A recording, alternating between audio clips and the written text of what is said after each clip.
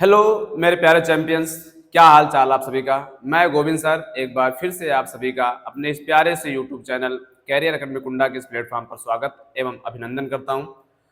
आज हम लोग जो अपना 10th क्लास के लिए क्रैश कोर्स लॉन्च किए हैं, उस क्रैश कोर्स के 45 दिनों के टारगेट में आज अपना पहला लेक्चर होने वाला है। इस पहले लेक्चर में हम लोग चैप्टर 1 रियल नंबर जो अपने पास वास्तविक संख्याएं हैं उसको पढ़ने वाले हैं। या एक कंप्लीट लेक्चर होने वाला है चैप्टर 1 के लिए, जिसमें हम लोग चैप्टर 1 से संबंधित क्या क्या क्वेश्चन एग्जाम में पूछा जाता है उस पर चर्चा करेंगे। और इसी के साथ एनसीईआरटी जो अपने पास क्वेश्चन दी हुई है, जो उन सभी क्वेश्चन को इस लेक्चर में हम लोग समझने वाले हैं।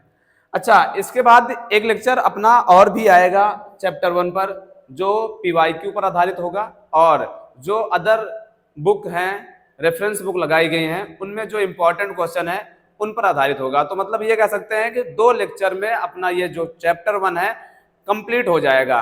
ये 2 लेक्चर अगर आप हमारे साथ पूरी तरीके से शुरू से अंत तक देख लेते हैं तो ये मैं 100% आपको गारंटी के साथ कह रहा हूं कि आपको फिर अदर जगह भागने की जरूरत नहीं है और आपको हम पर विश्वास बनाए रखना है।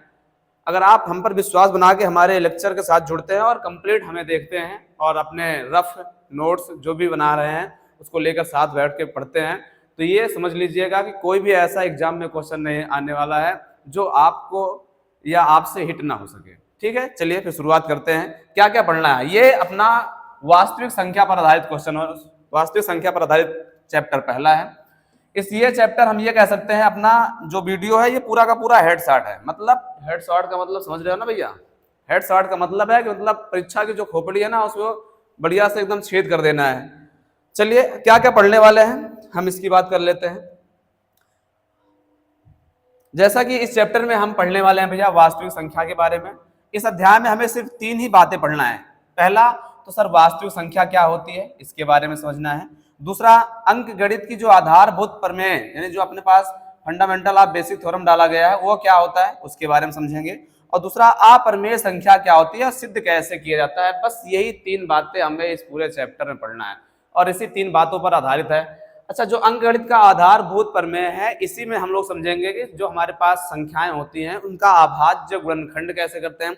जब हम अभाज्य गुणनखंड सीख लेंगे भैया, समझो, जब अभाज्य गुणनखंड हम सीख लेंगे तो उसी पर बेस अपने पास क्वेश्चन क्या आता है, सर एलसीएम कैसे निकालें, एचसीएफ कैसे निकालें। सर अगर मान लो नंबर अपने को दिया गया है और एलसीएम दिया है तो एचसीएफ जल्दी से कैसे निकालें, इन्हीं को हम पढ़ने वाले हैं। तो सबसे पहले हम समझेंगे कि अपने पास संख्याओं का वर्गीकरण में क्या क्या दिया है। जैसे सर प्राकृतिक संख्या अपने पास है, अगर हम संख्याओं को बांट लेते हैं, सर वैसे तो संख्या हम बांट के बताते हैं कैसे बांटा जाता है।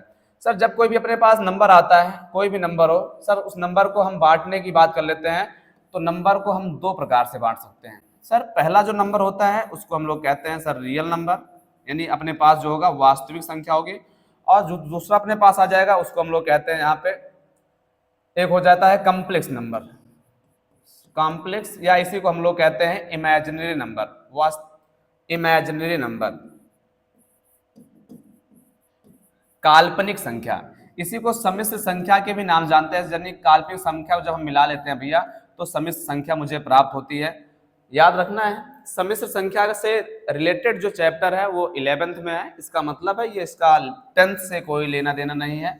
जो हमारे पास हाँ थोड़ा सा लेना देना है वो भी चैप्टर आगे जो अपने पास आएगा द्विघात समीकरण, उसमें जब रूट वैल्यू को हल करते हैं तो उसके अंदर नेगेटिव कुछ मान आ जाते हैं।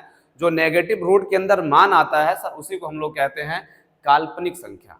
ठीक है, तो हम थोड़ा सा काल्पनिक संख्या का जब बात आएगी तो उसमें हम चैप्टर नंबर 2 में इसका थोड़ा सा उल्लेख किया जाएगा।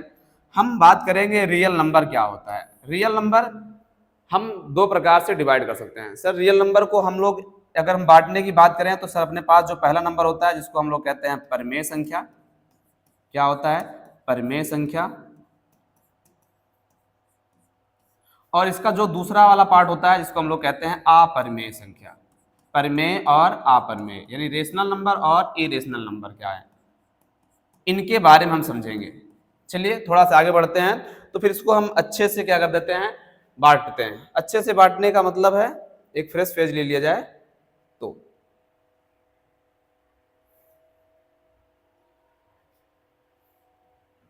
चलिए समझते हैं क्या है। अपने पास जो नंबर है भैया, जैसे हमने कहा नंबर की बात कर रहे हैं सर, नंबर की बात कर रहे हैं तो नंबर को दो पार्ट में हम डिवाइड करते हैं। जैसे पहला नंबर अपने पास क्या था, पहला हमने कहा सर नंबर के दो पार्ट में, एक है अपने पास रियल नंबर, ठीक है, और जो दूसरा अपने पास है जिसको हमने कहा इमेजिनरी नंबर यानी काल्पनिक संख्या।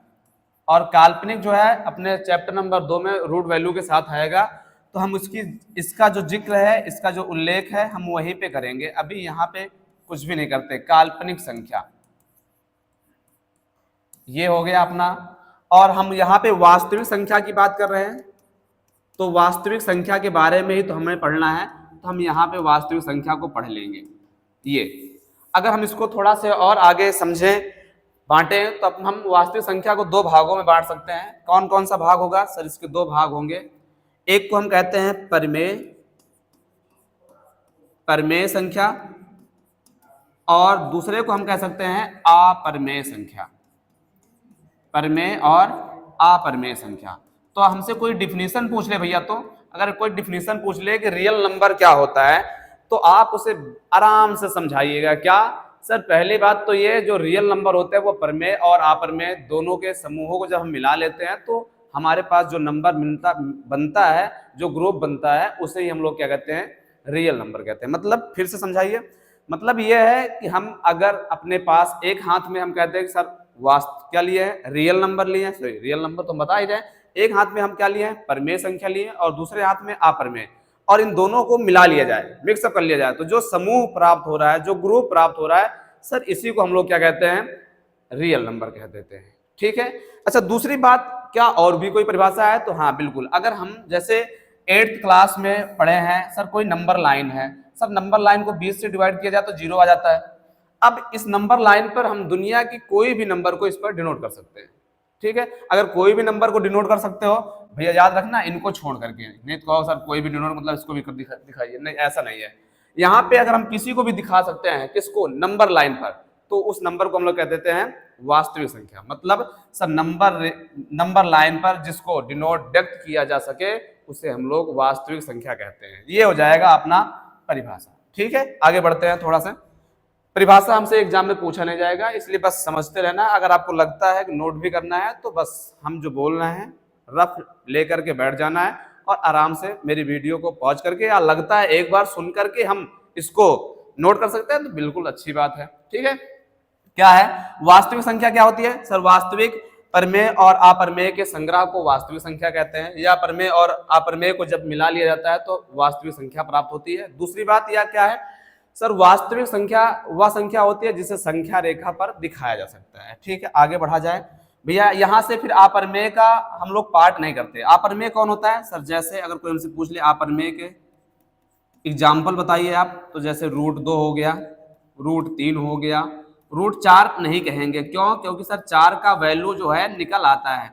4 एक क्या है, यहाँ पे हम कह सकते हैं इसका पूर्ण वर्ग होता है, इसलिए निकल आएगा, तो ये नहीं है। फिर क्या होगा सर? जैसे मान लो आपको कभी 0.710071071 ऐसा डैश डैश करता हुआ दिखाई दे, तो ये भी नंबर क्या होते हैं सर? अपरमेय संख्या होती है। अच्छा, परमेय क्या होता है? परमेय हम जिसे P/Q के रूप में लिख सकते हैं। क्या होता है भैया? जिसे P/Q के रूप में लिख सकते हैं, लेकिन Q क्या होगा? 0 नहीं होगा, उसे हम लोग कहते हैं अपरमेय संख्या। तो हम अपरमेय संख्या की बात करें तो इसके दो पार्ट होते हैं। इसके भी कितने पार्ट होते हैं भैया? दो पार्ट। कौन कौन से? समझ लेते हैं। एक पार्ट को हम लोग कहते हैं यहाँ पे पूर्णांक। क्या कह देंगे? पूर्णांक, इंटीजर। और दूसरे को कह देते हैं अपूर्णांक। अपूर्णांक, ये पूर्णांक और अपूर्णांक। अपूर्णांक में जैसे -2/3 ये आ जाएगा, 7/4 या ये आ जाएगा, या 1/3 ये आ जाएगा, या -2/5 ये आ जाएगा। ऐसे एग्जाम्पल जो आपको दिख जाएंगे उन्हें हम लोग क्या कहते हैं? अपूर्णांक कहते थे। पूर्णांक क्या होता है सर? पूर्णांक वे नंबर होते हैं जैसे हमारे पास जो क्या आ जाए 0 1 2 3 डैश डैश, और इधर पीछे की ओर -1 -2 डैश डैश, ऐसा कुछ दिख जाए, उसे हम लोग क्या कह देते हैं? अपूर्णांक कह देते हैं। इतनी बात समझ में आई तो इसको थोड़ा सा क्या कर लिया जाए? छोटा कर लिया जाए, फिर हम इसको और आगे बताते हैं आपको।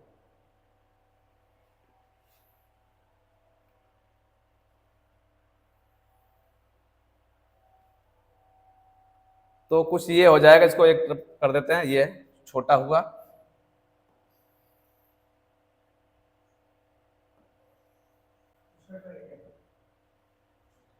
ये हो गया भैया, ठीक है। अच्छा, अब इसको आगे बढ़ाया जाए तो हमने कहा पूर्णांक जो अपने पास है वो कुछ ऐसा हो जाएगा। पूर्णांक की बात कर रहे हैं तो थोड़ा बड़ा कर लिया जाए इसको, ये जब हम प्रमेय को बांट रहे हैं तो प्रमेय अपने पास कितने हो जा रहे हैं सर? प्रमेय दो भागों में बढ़ रहा है। एक तो अपना क्या हो जाएगा, जिसे हम लोग क्या कहते हैं, फिर एक को हमने कहा पूर्णांक इंटीजर, और दूसरे को हमने कहा अपूर्णांक, ये हो जाएगा अपूर्णांक। अपूर्णांक में एग्जाम्पल जो रखा हमने, जैसे -2/3 रखा था, या 1/7 रखा था, या 5/7 रखा था, या माइनस का 2 मान लो 5 हो जाए, कुछ ऐसे नंबर आएंगे। पूर्णांक क्या होता है सर? पूर्णांक कुछ ऐसा दिखता है जो 0 से शुरू होता है, 1 2 3 डैश डैश इनफाइनाइट की ओर, और पीछे भी अगर हम बढ़ा दें इसको तो -1 आएगा, -2 आएगा, डैश डैश ये भी कहां तक जाएगा, माइनस का पीछे इनफाइनाइट की ओर, ठीक है। अब यहां से अगर हमसे कोई पूछ ले कि भैया पूर्णांक को भी बांट सकते हो क्या, तो बिल्कुल पूर्णांक को भी हम बांट सकते हैं, इंटीजर को भी हम बांट सकते हैं। क्या क्या बांट सकते हो भैया? इंटीजर को हम लोग यहाँ पे बांटे तो एक नंबर हमारे पास निकल के आता है सर 0, और एक नंबर निकल के आएगा यहाँ पे अपने पास 1 2 3 4 5 डैश डैश डैश, ये ऐसा कुछ। या फिर हम ये कह सकते हैं कि आप ऐसा मान लीजिए कि अपने पास एक नंबर आएगा जिसे हम पूर्ण संख्या कहते हैं, पूर्ण संख्या जो कि 0 से शुरू होती है और 1 2 लेकर के कहां तक चलती है, अनंत तक। और दूसरा जो होता है अपने पास आएगा, हम ये कह देते हैं ऋणात्मक नंबर मिलेगा, ऋणात्मक पूर्णांक, ऋणात्मक पूर्णांक, ये हो जाएगा। ऋणात्मक पूर्णांक में क्या हो जाएगा, जो -1 से स्टार्ट होते हुए -2 -3 डैश डैश डैश कहां तक चलेगा, माइनस इनफाइनाइट की ओर, ठीक है। अब हम पूर्ण संख्या को थोड़ा से आगे बढ़ाएं तो पूर्ण संख्या अपने पास निकल के आता है, इसके दो पार्ट हो जाते हैं। पहला एक तो नंबर जिसको हम लोग 0 कह देते हैं, और जो दूसरा नंबर निकलेगा उसको हम कह देते हैं प्राकृतिक संख्या। क्या कह देते हैं? नेचुरल नंबर, प्राकृतिक संख्या, ठीक है। यहाँ पे प्राकृतिक संख्या, ये प्राकृतिक संख्या क्या होती है सर? जैसे 1 2 3 4 5 डैश डैश डैश इनफाइनाइट तक, इसे हम नेचुरल नंबर कहते हैं। अच्छा, नेचुरल का मतलब क्या होता है सर? अपने आसपास, अपने आसपास मतलब जो वातावरण में कैसे घटित हो रहा है भैया, फील करो। गणित एक ऐसा सब्जेक्ट है, मतलब ये आपको अपनी जिंदगी से जोड़ता है, मतलब आपकी जिंदगी में हमेशा आसपास देखो, कहीं भी देखो गणित घट रहा होता है।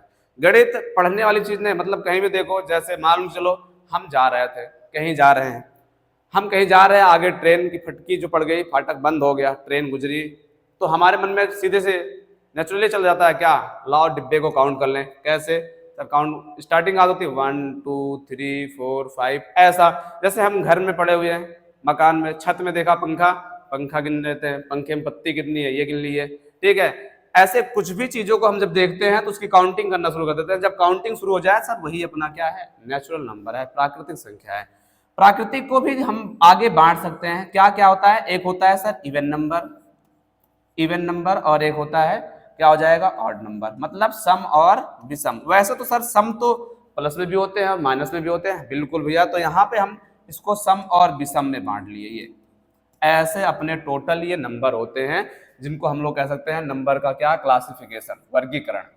रियल नंबर क्या है, इमेजिनरी नंबर क्या है। इमेजिनरी जिसको हम लोग क्या कर सकते हैं, जिसका कोई वास्तविक मान नहीं होता है, जो वास्तव में दिखाई भी नहीं देते हैं, सिर्फ एक कल्पना कर सकते हैं। जैसे रूट के अंदर -2, ये सर इसका कोई मान ही नहीं होता है, क्योंकि रूट के अंदर जो भी वैल्यू आती है भैया उसमें पेयर बनता है, और पेयर बनेगा तो जो माइनस है, माइनस का कभी पेयर बनेगा नहीं। अगर माइनस का पेयर बनाने लग जाओगे तो माइनस को 2 बार डालना पड़ेगा।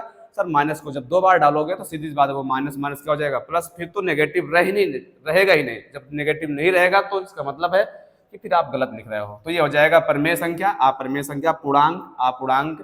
पूर्णांक को भी हमने बांटा तो ऋणात्मक आया, और क्या आया, पूर्ण संख्या। पूर्ण संख्या क्या होता है सर? जो 0 से शुरू होते हुए कहां तक चलता है, इनफाइनाइट तक, ठीक है। आगे बढ़ते हैं, अगले पेज पर देखते हैं क्या है अपने पास। ये इसमें परिभाषा कुछ मैंने पहले से भी लिख दिया है कि परिमेय क्या होता है, वह संख्या जिसे p/q के रूप में व्यक्त किया जा सकता है। जो कि क्या हो जाएगा भैया, जहां पी व क्यू पूर्णांक हो और क्यू क्या होता है, जीरो नहीं होता है। जैसे कुछ एग्जाम्पल दिए गए हैं, आप इन्हें समझ सकते हो। आगे हम बढ़ेंगे तो अपने पास क्या है, अपने पास है अपरिमेय संख्या। अपरिमेय क्या होता है, अभी मैंने थोड़ी देर पहले बताया, सर्वे नंबर जिन्हें हम पी बाई क्यू के रूप में नहीं लिख सकते। जैसे जैसे √2 हो गया, √3 हो गया, कुछ ऐसे नंबर जैसे ये बताया गया है। जैसे यहाँ पे लिख देते हैं एग्जाम्पल में, जैसे √2 हो गया, √3 हो गया।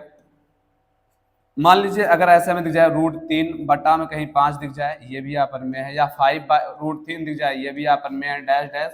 मान लो इसके अलावा मुझे 0.710710071000 ऐसा कुछ दिख जाए डैश डैश करते हुए, ये भी क्या होता है, अपरिमेय होता है। नीचे कुछ बताया गया है, अशांत अनावसानी क्या होता है भैया, नॉन रिकरिंग, नॉन टर्मिनेटिंग, और नॉन क्या हो जाएगा, रिपीटिंग। जैसे 0.001 0001, ये कुछ ऐसा ही हो जाएगा। ठीक है, अपरिमेय नंबर। अपरिमेय को थोड़ा सा और आगे बढ़ाया जाए तो अपने पास क्या है, अब हम समझते हैं। थोड़ा सा एक वर्ड लिखा हुआ है, ये बहुत इंपॉर्टेंट है। इंपॉर्टेंट क्यों है, क्योंकि अगर हम परीक्षा देने जा रहे हैं भैया, तो एक नंबर में जो विकल्प होता है डायरेक्ट हमसे पूछ लेता है कि बताओ परमेय को अगर अपरमेय से जोड़ दिया जाए, सॉरी परमेय को परमेय से जोड़ दिया जाए। भैया परमेय को परमेय से जोड़ोगे, सीधी बात है, हमको परमेय ही मिलने वाला है। क्या मिल जाएगा, परमेय। लेकिन अगर आप परमेय को गलती से भी अपरमेय से जोड़ दिए, परमेय को अगर अपरमेय से जोड़ दोगे भैया, तो वो क्या हो जाएगा, अपना अपरमेय हो जाएगा। याद रखना भैया, परमेय संख्या में अगर आप गुणा करा देते हो, याद रखना यहाँ परमेय संख्या में हम जीरो नहीं ले रहे हैं। नहीं तो आप सोचो सर जीरो भी परमेय संख्या है, बिल्कुल सही है, जीरो परमेय संख्या है, इसलिए यहाँ पे मैंने जीरो को क्या कर दिया है, हटा दिया है। याद रखेंगे, परमेय संख्या इंटू करा दे, गुणा करा दे किससे, अपरमेय संख्या से, तो हमको क्या मिल जाएगा, अपरमेय। यानी कभी भी परमेय का अपरमेय से गुणा होगा तो अपरमेय रहेगा। अपरमेय का अपरमेय में क्या होगा भैया, जोड़ होगा। तो याद रखना ये क्वेश्चन सॉल्व पर डिपेंड करता है कि अपरमेय का गुणा अपरमेय से होगा तो क्या होगा, अपरमेय का घटाना अपरमेय से होगा तो क्या होगा। ये क्वेश्चन को देखकर ही बता सकते हो कि अपरमेय का अपरमेय। कुछ क्वेश्चन ऐसे होते हैं जो जोड़ने पे हो सकता है कट जाए, या जोड़ने पे हो सकता है सरल हो जाए, तो वो रिजल्ट पर क्या करता है, डिपेंड करता है। ठीक है, आगे बढ़ते हैं।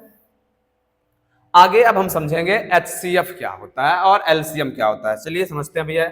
यहाँ पे जैसे मान लो अगर कोई हमसे पूछे, इससे पहले हमें एक बात और सीख लेनी चाहिए थी, यहीं पे सीख लेते हैं कि अभाज्य गुणनखंड क्या है। अभाज्य गुणनखंड क्या है, ये अभाज्य गुणनखंड की अगर हम बात कर रहे हैं, जैसे हमसे कोई पूछ ले भैया अपने पास 12 लिखा है, तो क्या आप हमें 12 का गुणनखंड बता सकते हैं क्या। एक बात समझिएगा, गुणनखंड वो होता है जो दी गई नंबर को पूरा पूरा क्या करते हैं, काट दे, विभाजित कर दे, वही क्या है, गुणनखंड है। तो जैसे मैंने कहा 12 को, तो 12 को हम ऐसे काट लेते हैं, 2 से काटेंगे 6 बार में कट जाएगा, फिर 2 से काटेंगे 3 बार में कट जाएगा, फिर 3 से काटेंगे कट गया। इसका मतलब सर इसका जो भी अभाज्य गुणनखंड हुआ वो हुआ 2 इंटू 2 इंटू 3। इस बात को मैं लिखूंगा 2 की पावर 2 इंटू 3 की पावर 1। इसे हम कहते हैं अभाज्य गुणनखंड। देखो ध्यान से देखना भैया, जो गुणा के रूप में आपने आधार ये बेस बनाया है, बेस, सर ये बेस हमेशा क्या होगा, सर ये बेस हमेशा अभाज्य होगा। अभाज्य क्या होता है सर, अभाज्य वे नंबर होते हैं जो किसी से नहीं कटे, मतलब किसी से विभाजित ही ना हो। फिर तो सर एक ऐसा नंबर होता है जो सबको काट देता है, भैया एक को छोड़ देते हैं, एक को क्या कर देते हैं, छोड़ देते हैं। एक की बात ना की जाए, या एक को छोड़कर जो नंबर किसी से भी डिवाइड ना हो, किसी से विभाजित ना हो, उसे ही हम क्या कहते हैं, अभाज्य कह देते हैं। ठीक है, अच्छा इसके अलावा मान लो अगर हमसे कोई पूछे कि चलो भैया आप हमें बताओ 144 का अभाज्य गुणनखंड क्या होगा, फिर भैया हम क्या करेंगे, ये लाइन खींचेंगे और 2 से काटना शुरू कर देंगे। 2 से काटेंगे 7 बार में, 2 7 14, यहाँ पे 2 से काटेंगे 2 दूना 4 हो जाएगा, फिर 2 से काटेंगे 2 3 6। याद रखना भैया 2 के पहाड़ा में 7 नहीं आता है, तो सब 2 के टेबल में 7 नहीं आता, तो उसके करीब तक आपको पढ़ना है। 2 3 6, एक बच रहा है, एक और 2 मिलकर के 12 हो जाएगा, तो 2 छंग 12। फिर 2 से काटेंगे कितना आएगा, 18। ऐसा 2 से और काटेंगे 9 आ जाएगा, फिर 3 से काटेंगे 3 बार में कटेगा, फिर 3 से काटेंगे तो अपने पास क्या हो जाएगा, यहाँ पे 1 बार में। ठीक है, इस बात को फिर हम क्या लिखने वाले हैं सर, इस बात को हम लिखेंगे यहाँ पे 2 इंटू 2 इंटू 2 इंटू 2। कितने टाइम है, 4 टाइम है, और उसके बाद 3 इंटू 3। इसको हम पावर बना के लिखते हुए चलेंगे तो हो जाएगा 2 की पावर 4 और 3 की पावर 2। ये है ठीक है, बात समझ में आया। अभाज्य गुणनखंड कैसे लिखते हैं एक और समझ लेते हैं। जैसे कोई हमसे पूछे सर 90 का अभाज्य गुणनखंड बताना है, तो सर 90 को हम क्या करेंगे, काट लेंगे। 90 को जब हम काटेंगे 2 से तो कितनी बार में कटेगा, 2 चौको 8, एक बच गया। एक बच गया तो एक के साथ जीरो को लिख कर पढ़ेंगे, याद रखना, एक के साथ जीरो को लिख के पढ़ेंगे तो वो क्या हो जाएगा सर 10। और अगर 10 हो जाएगा तो 2 से डिवाइड करेंगे, 2 पंचे 10 यानी 2 5 जा 10, ये हो जाएगा। ठीक है, अब देखो 2 से नहीं कटेगा, क्यों, 2 से वही नंबर कटता है जिसके लास्ट में क्या हो जाए भैया सर, लास्ट डिजिट अगर अपना क्या हो 0 2 4 6 8, अगर ये दिख जाए तो समझ जाइएगा ये नंबर जो भी होगा वो किससे डिविजिबल होगा भैया, 2 से होगा। किससे, 2 से। किसी भी नंबर में सर, कोई भी नंबर आपको दिया जाए, अगर उसके लास्ट डिजिट में 0 2 4 6 8 हो, वो 2 से कट जाएगा। ठीक है, फिर 3 का नियम क्या है सब भैया, जो भी संख्या दी हुई हो, अगर हम यहाँ कह देते हैं क्या, डिजिट सम। डिजिट सम का मतलब हो जाएगा जो अपने पास संख्या होगा, संख्या जो भी होगे उसके अंकों का सम हम चेक करेंगे 3 से कट रहा है क्या, अगर हाँ 3 से कट रहा है तो भी नंबर 3 से कटेगा, नहीं तो नहीं कटेगा। जैसे देखो 4 और 5, 4 और 5 का जोड़ भैया, 4 और 5 का जोड़ तो 9, तो 9 तो कटता है ना 3 से, काट दो, 3 इकन्नम 3, 3 1 जा 3, कितना बच गया, 1, 1 और 5, 3 पच्चे 15, फिर 3 से काटेंगे, 3 पच्चे 15, फिर 3 से काटेंगे, सॉरी 5 से काटेंगे, 5 ये हो जाएगा, 5 1 जा 5 या 5 इकन्नम 5। ठीक है, इस बात को क्या लिखने वाले हैं सर, इस बात को लिखने वाले हैं 2 इंटू 3 इंटू 3 इंटू 5, मतलब सर 2 की पावर 1, 3 की पावर 2, 5 की पावर 1, यही है अपना 90 का 90 का अभाज्य गुणनखंड। ठीक है, अब हम समझते हैं फिर लासा कैसे निकालते हैं, उसके लिए हम अगला पेज ले लेते हैं। जैसे हमसे कोई पूछ ले कि भैया आपको ना 15 का और 18 का क्या चाहिए, एलसीएम चाहिए ये, या फिर एचसीएफ चाहिए, लासा व मासा चाहिए, तो हम क्या करेंगे, इसको 15 को अलग से काट लेंगे। जब 15 को अलग से काटने जाएंगे तो 3 से कटेगा, 3 पचे 15, 5 से कटेगा, 5 इकन्नम 5। ऐसे 18 को अलग से काट लेंगे, 18 को काटेंगे 2 से तो 9 बार में कटेगा, फिर भैया 3 से काटेंगे 3 बार में, फिर 3 से काटेंगे, कट गया। इस बात को क्या लिखना है, इस बात को मैं लिखूंगा 15 का अभाज्य गुणनखंड, मतलब क्या हो जाएगा 3 इंटू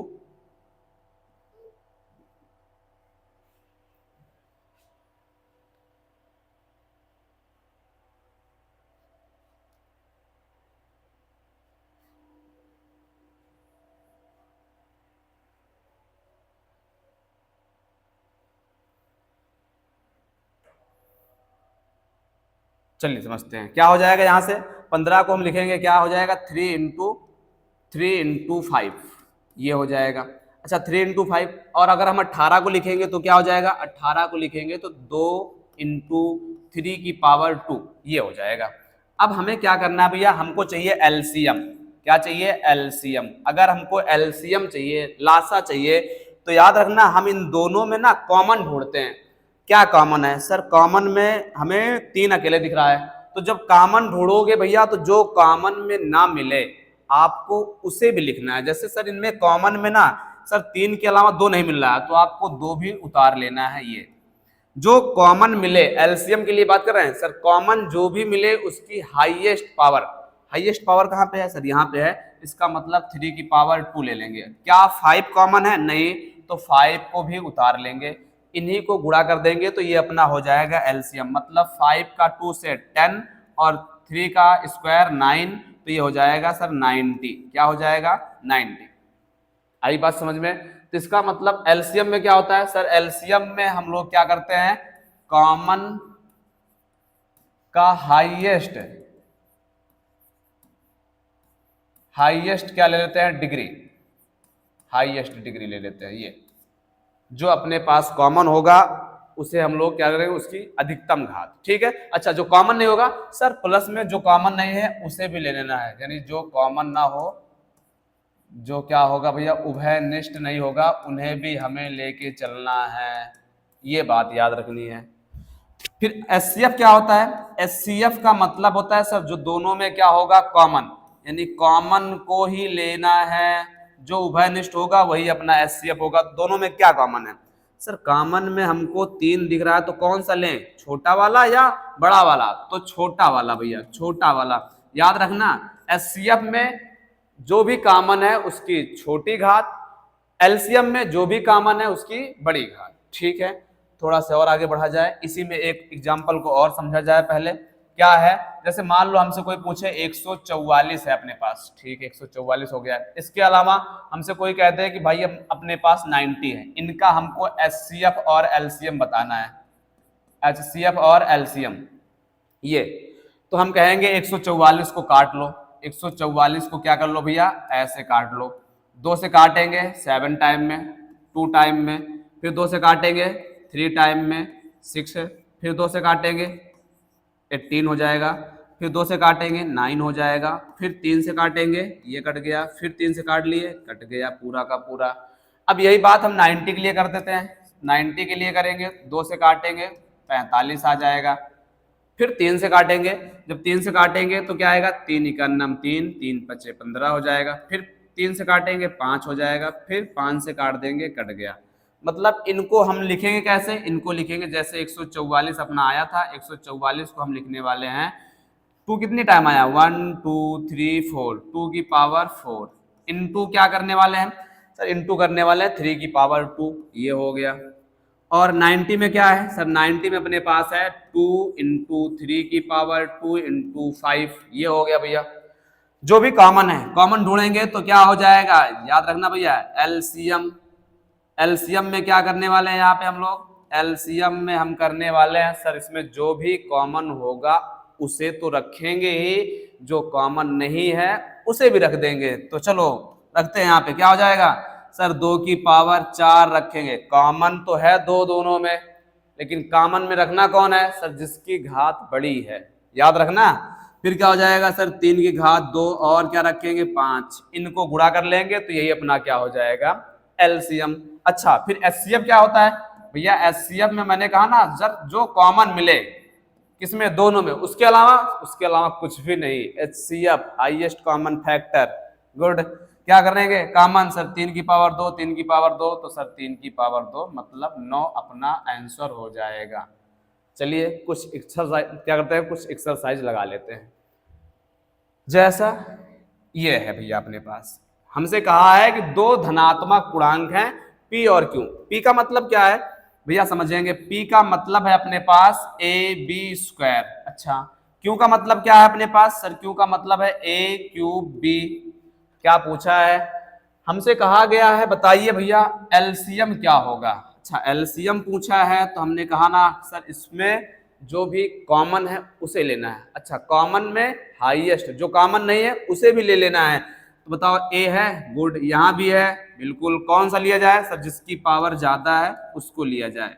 इनटू बी भी है, यहाँ भी है, तो बी स्क्वायर। तो अपना आंसर आ गया ए क्यूब बी स्क्वायर, यही हो गया अपना आंसर।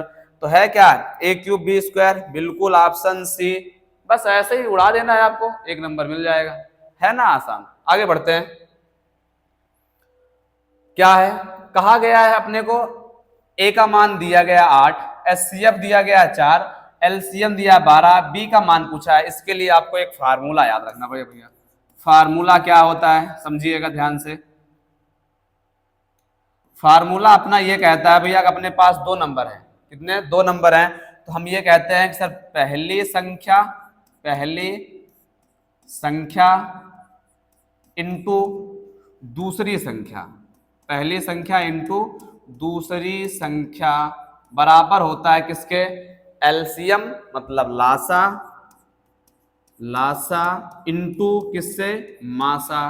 पहली संख्या गुणे दूसरी संख्या बराबर क्या हो जाएगा, लासा इंटू मासा। मान लो अपने पहली संख्या ए है, तो ये रहा ए, इंटू दूसरी संख्या क्या है, मैंने कहा बी है, तो ये रहा बी। तो इसका मतलब हो जाएगा लासा किसका लेंगे सर, लासा लेंगे हम ए कॉमा बी का, और मासा किसका लेंगे हम लोग, मासा भी लेंगे किसका, ए कॉमा बी का। यही अपना फाइनल फार्मूला हो जाएगा।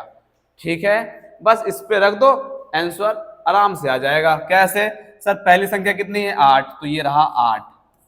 ठीक है। दूसरी संख्या हमसे पूछा गया है, नहीं दिया है, मतलब इनटू में बी बराबर में क्या हो जाएगा सर, लासा बताया है, लासा बताया है 12 और मासा भी बताया है, मासा कितना है 4 है, तो ये रहा लासा इंटू मासा, एलसीएम इंटू एचसीएफ बराबर पहली संख्या गुणे दूसरी। हमको v का मान चाहिए सर, b का मान चाहिए तो पक्षांतर कर दो। कोई भी संख्या अगर इधर गुणा में है उधर जाएगा तो क्या हो जाएगा 12 गुणे 4 बटा में 8, 4 इकन्नम 4 दूनी 8, 2 इकन्नम 2, 2 तिया 6, मतलब b का वैल्यू कितना आ जाएगा 3 आ जाएगा। ये है क्या, b का वैल्यू तो 3 है ही नहीं, तो क्या किया गया चेक कर लेते हैं एक बार फिर से। तो 12 चौक 48, अच्छा 4 इकन्नम 4 दूनी 8, गलत काटा गया, 2 इकन्नम 2, 2 तिया 6 होगा भैया, आप बताओ तो क्या हो जाएगा यहां से अपने पास,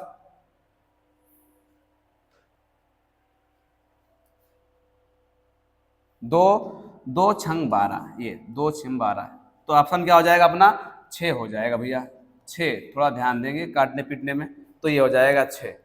ठीक है, तो ये था अपना क्वेश्चन जो कि उदाहरण से लिया गया है। बाकी हम लोग अब धीरे धीरे ऐसे टोटल 36 से 37 क्वेश्चन है, इन्हें समझने वाले हैं। जैसा आगे बढ़ते हैं, अपने पास अगला क्वेश्चन क्या है, ये तो हो गया है, अगला क्वेश्चन अपने पास है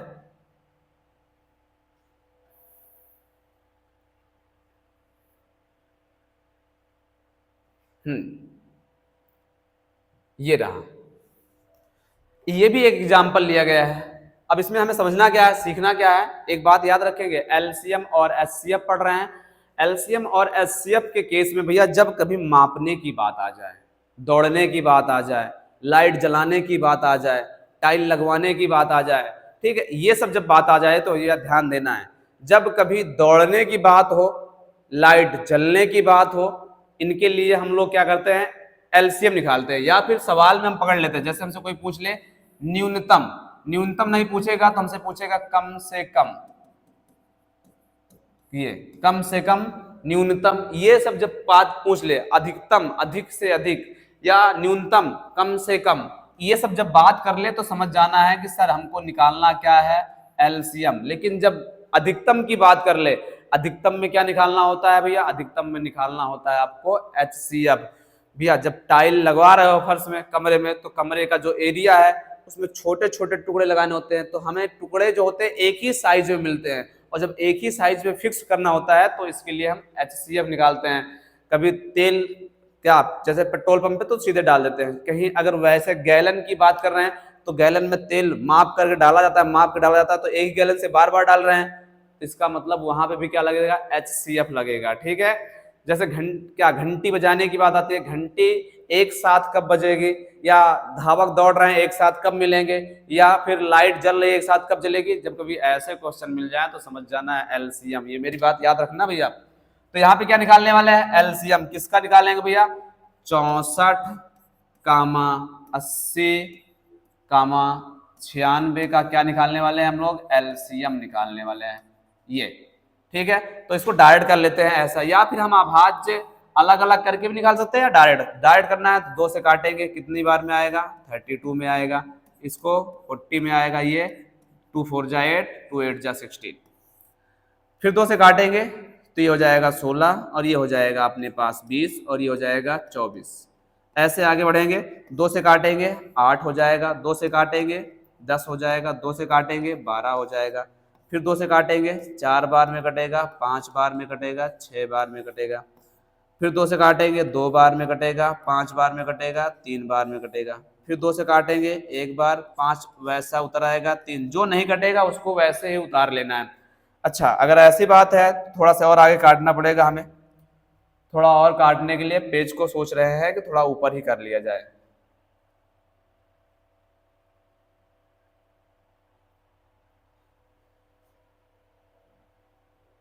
ये कुछ ऐसा हो जाएगा,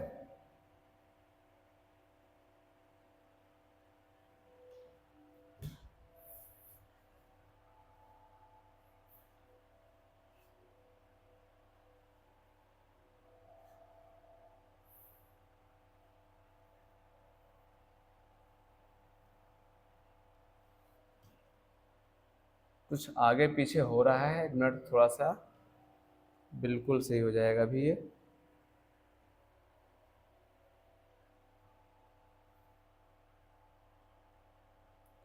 यहाँ पे हम बगल में कर लेते हैं। इसके लिए क्या करेंगे भैया, जो बचा हुआ है, क्या बचा हुआ है अपने पास, 5 और 3, आगे क्या है 1, इसको फिर से काटने जाएंगे तो 3 से काटेंगे तो ये एक बार उसे उतर आएगा, 5 नहीं कट रहा है, उतार लेंगे, एक ऐसा उतार लेंगे, फिर 5 से काटेंगे तो ये हो जाएगा, तीनों आपस में कट गए, ठीक है।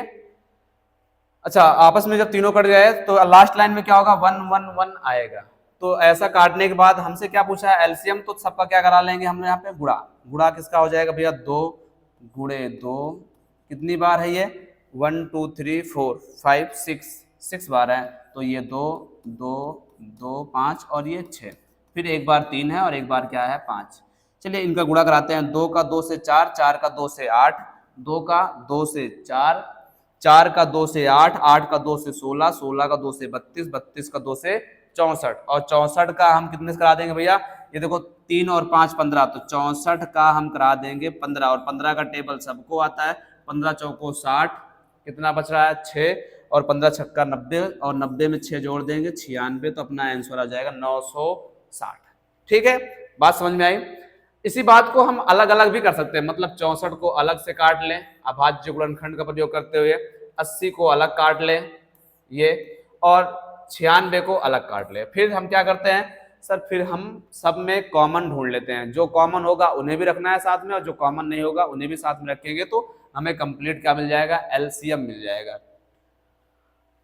आ जाते हैं अपने अगले एक्सरसाइज पे जो दिया गया हमारे पास है। उसके पहले एक और जो क्वेश्चन हम लिए हुए हैं जो एग्जाम्पल का है, क्या है, कहा गया 3 पात्र हैं, एक में 27 लीटर डाल दिया गया है, एक में 36 लीटर है, और एक में 72 लीटर, क्या 72 लीटर दूध है। हमसे पूछा कौन सी सबसे बड़ी माप होगी, याद आ गया भैया, सबसे बड़ी कहा गया है।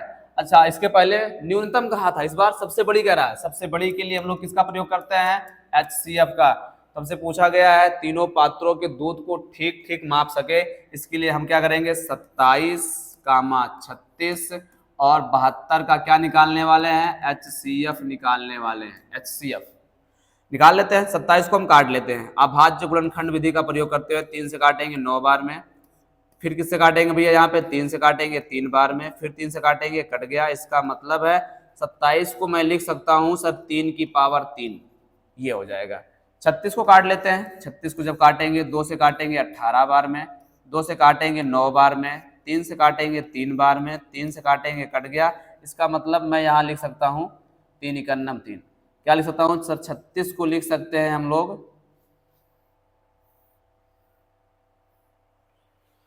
36 को लिख सकते हैं, बाद में लिख लेंगे, पहले 72 को उड़ा देते हैं। 72 को जब काटेंगे 2 से तो 36 बार में कट जाएगा, फिर 2 से काटेंगे 18 बार में कट जाएगा, फिर 2 से काटेंगे 9 बार में कट जाएगा, 3 से काटेंगे 3 बार में, फिर 3 से काटेंगे, कट गया। ये हुआ। क्या लिखा सर, 27 को जब मैंने काटा तो अपने पास आया 3 की पावर 3। उसके बाद मैंने 36 को जब काटा तो क्या आया, अभाज्य गुणनखंड के रूप में अपने पास आया 2 2, 2 बार 2 आया है, और क्या आया सर, 3 जो है वो भी 2 बार आ गया। इनटू में क्या है अपने पास 72 है, 72 को जब मैंने काटा तो क्या आया सर, 2 की पावर 3 आया है, और सर 3 की पावर 2 आया है। ये रहा। अब मुझे चाहिए क्या सर, मुझे चाहिए HCF। HCF क्या कहता है सर, HCF ये है सर सब में जो कॉमन है। क्या कॉमन है, थोड़ा देखते हैं सर, 3 की घात जो है यही कॉमन है हमें।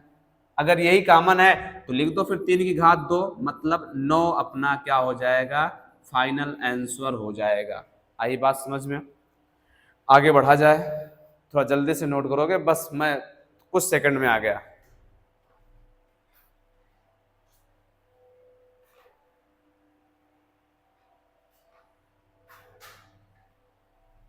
चलिए क्लास को फिर थोड़ा सा आगे बढ़ाया जाए।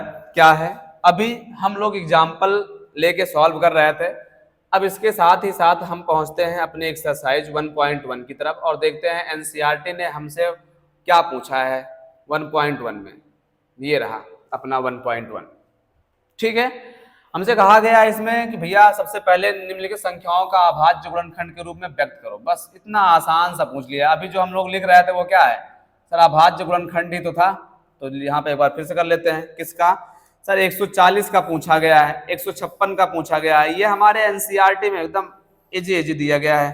तो चलिए सबसे पहले हम 140 का निकाल लेते हैं। अपने पास जो 140 क्वेश्चन ये दिया गया है, क्वेश्चन नंबर पहला 140 का अभाज्य गुणनखंड काट लेते हैं 2 से। जब 2 से काटेंगे 7 बार में ये 0 उतार लेंगे, फिर 2 से काटेंगे 2 3 6, 1 बचा, 2 पंचे 10, फिर 5 से काटेंगे 5 सत्ते 35, फिर 7 से काट देंगे, कट गया।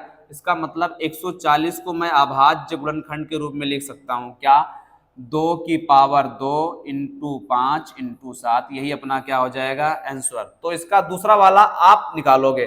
चलिए मैं तीसरा वाला बता रहा हूं, 38-25 का क्या होगा।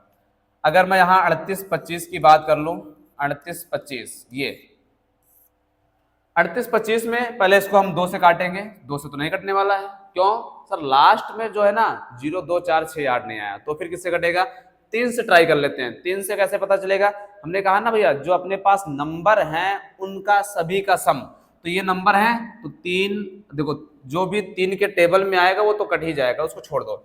8 2 10 और 5 15, 3 के पहाड़े में आता है क्या 15, बिल्कुल आता है, उड़ा दो फिर यहाँ से। 3 इकन्नम 3, 3 दूनी 6, कितना बच रहा है 2 बच रहा है, 3 सत्ते 21, 1 बच रहा है, 3 पच्चे 15, ये हो गया।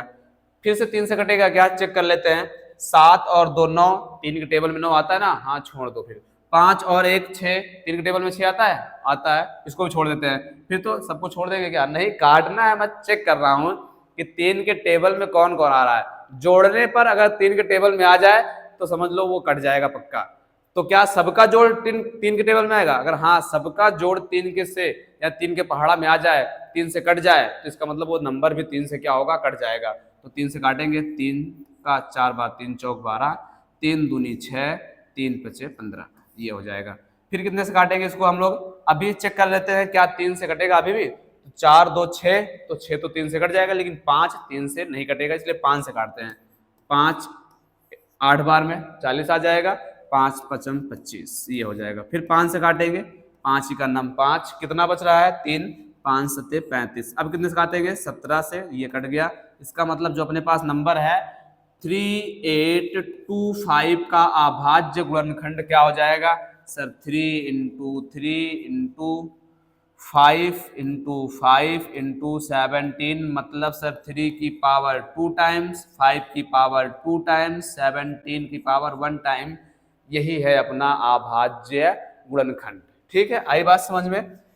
एक हम 4 आपके लिए छोड़ रहे हैं, तो फिर हम 5 बताएं चल रहे हैं। चलिए 5 बताएंगे तो क्या हो जाएगा 7 4 2 9, ये होगा भैया।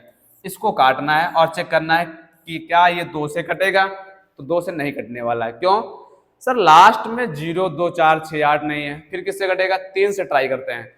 4 और 2 का जोड़ 6, 3 से कट जाएगा, इसकी बात नहीं करेंगे। 9 भी 3 से कट जाएगा, इसकी बात नहीं। लेकिन सर 7 जो है ना 3 के टेबल में नहीं आता, इसका मतलब ये 3 से नहीं कटेगा। याद रखना, जो 3 से नहीं कटेगा वो 3 की टेबल में जो भी आएगा उससे नहीं कटेगा। जैसे 3 से नहीं कटा तो 6 से नहीं कटेगा, 3 से नहीं कटा तो 9 से नहीं कटेगा, 3 से नहीं कटा तो 12 से नहीं कटेगा, 3 से नहीं कटा तो 15 से नहीं कटेगा, मतलब 3 का टेबल छोड़ देना है। 4 से तो ऐसा नहीं कटेगा क्योंकि पीछे सम नहीं है। 4 से कौन कटता है सर, 4 से वो नंबर करते हैं जैसे आपके पास अंत के 2 अंक हैं, अंत के 2 अंक अगर 4 के पहाड़ा में आ जाए, 4 के टेबल में आ जाए, समझ लो 4 से कटेगा।